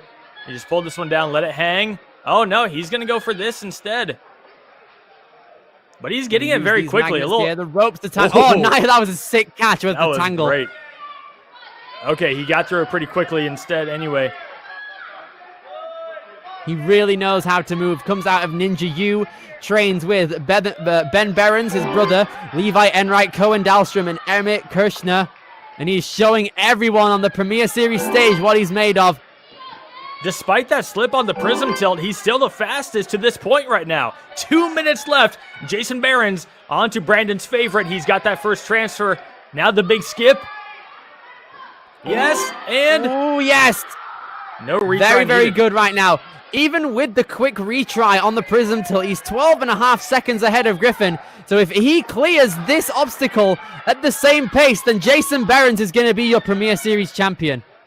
This is it. Right here, he's got to catch on to these poles. Jason Behrens. Jason. The moment of For truth. both of them. And just like that, Ben Behrens is your Premier Series champion for the amateur males, but it's not over yet. Let's see how far Jason can take this. He's still got over a minute left here on the Black Diamond. He knows that he has done it. The celebrations are in order, but first, let's see what Jason Behrens can do here. Nobody. Take a minute. Nobody has gotten this so far. Here he goes. Jason is a very techie guy. No surprises. He got it right there. 45 seconds as he pushes it up. This is it. Really needs to use that 5'3" wingspan with every might. Here he goes, pushing it. Yes! Jason Behrens! Our first clear of the Black Diamond! Biggie Smalls is hype right now! Jason Behrens is outstanding. He is putting on a clinic right now. Oh! Okay, first look of the Book of Kevin. He's going to have to flip it. It's been a while since we've seen it, since the course demo, but you can hear the crowd going absolutely mental currently. This has been such an impressive display by Jason Behrens. And he is absolutely, no doubt, deserving of the title of amateur male Premier Series champion. But let's see what he can do here on the Book of Kevin. Let's see, can he beat it? He's still got 12 seconds left. Look at him go. He's pushing it, Jason. Here he moves. 7 seconds all the way to the very end. And he clears another obstacle. He might as well send the salmon roll with a second left. But regardless, confirmed now, Jason Behrens, the flyaway for the Premier Series champion. What a guy, Biggie Smalls. Jason Behrens, just an absolute masterclass here in the amateur male division. I am so impressed with what he was able to do. That was phenomenal. Jason, so strong, so fast. The only person to get past Black Diamond, and he actually made it to the Rolling Salmon. I cannot believe what we just witnessed. And even after that tumble on the prism tilt, he manages to come back stronger than ever. That was absolutely insane. I'd also like to apologize as well. I said Ben Behrens instead of Jason after he cleared the signs. That is an unfortunate mistake on my end. But Jason Behrens, first place for your amateur male division. I am absolutely astounded with that. I don't know what I expected, to be honest. I'm like, surely he would have made this anyway. Even if he was the first runner, he would have gotten that Bartek instantly. And then he came through, rushed the book of Kevin, even after a small retry there. But then he got onto the salmon roll and sent the flyaway on the Motus finals. What a way to go out. Congratulations, Jason Behrens, our amateur male Premier Series champion, and to all of the other amateur males who participated today. What a fantastic job. There was no shortness of greatness on display here today. This has been so much fun to watch.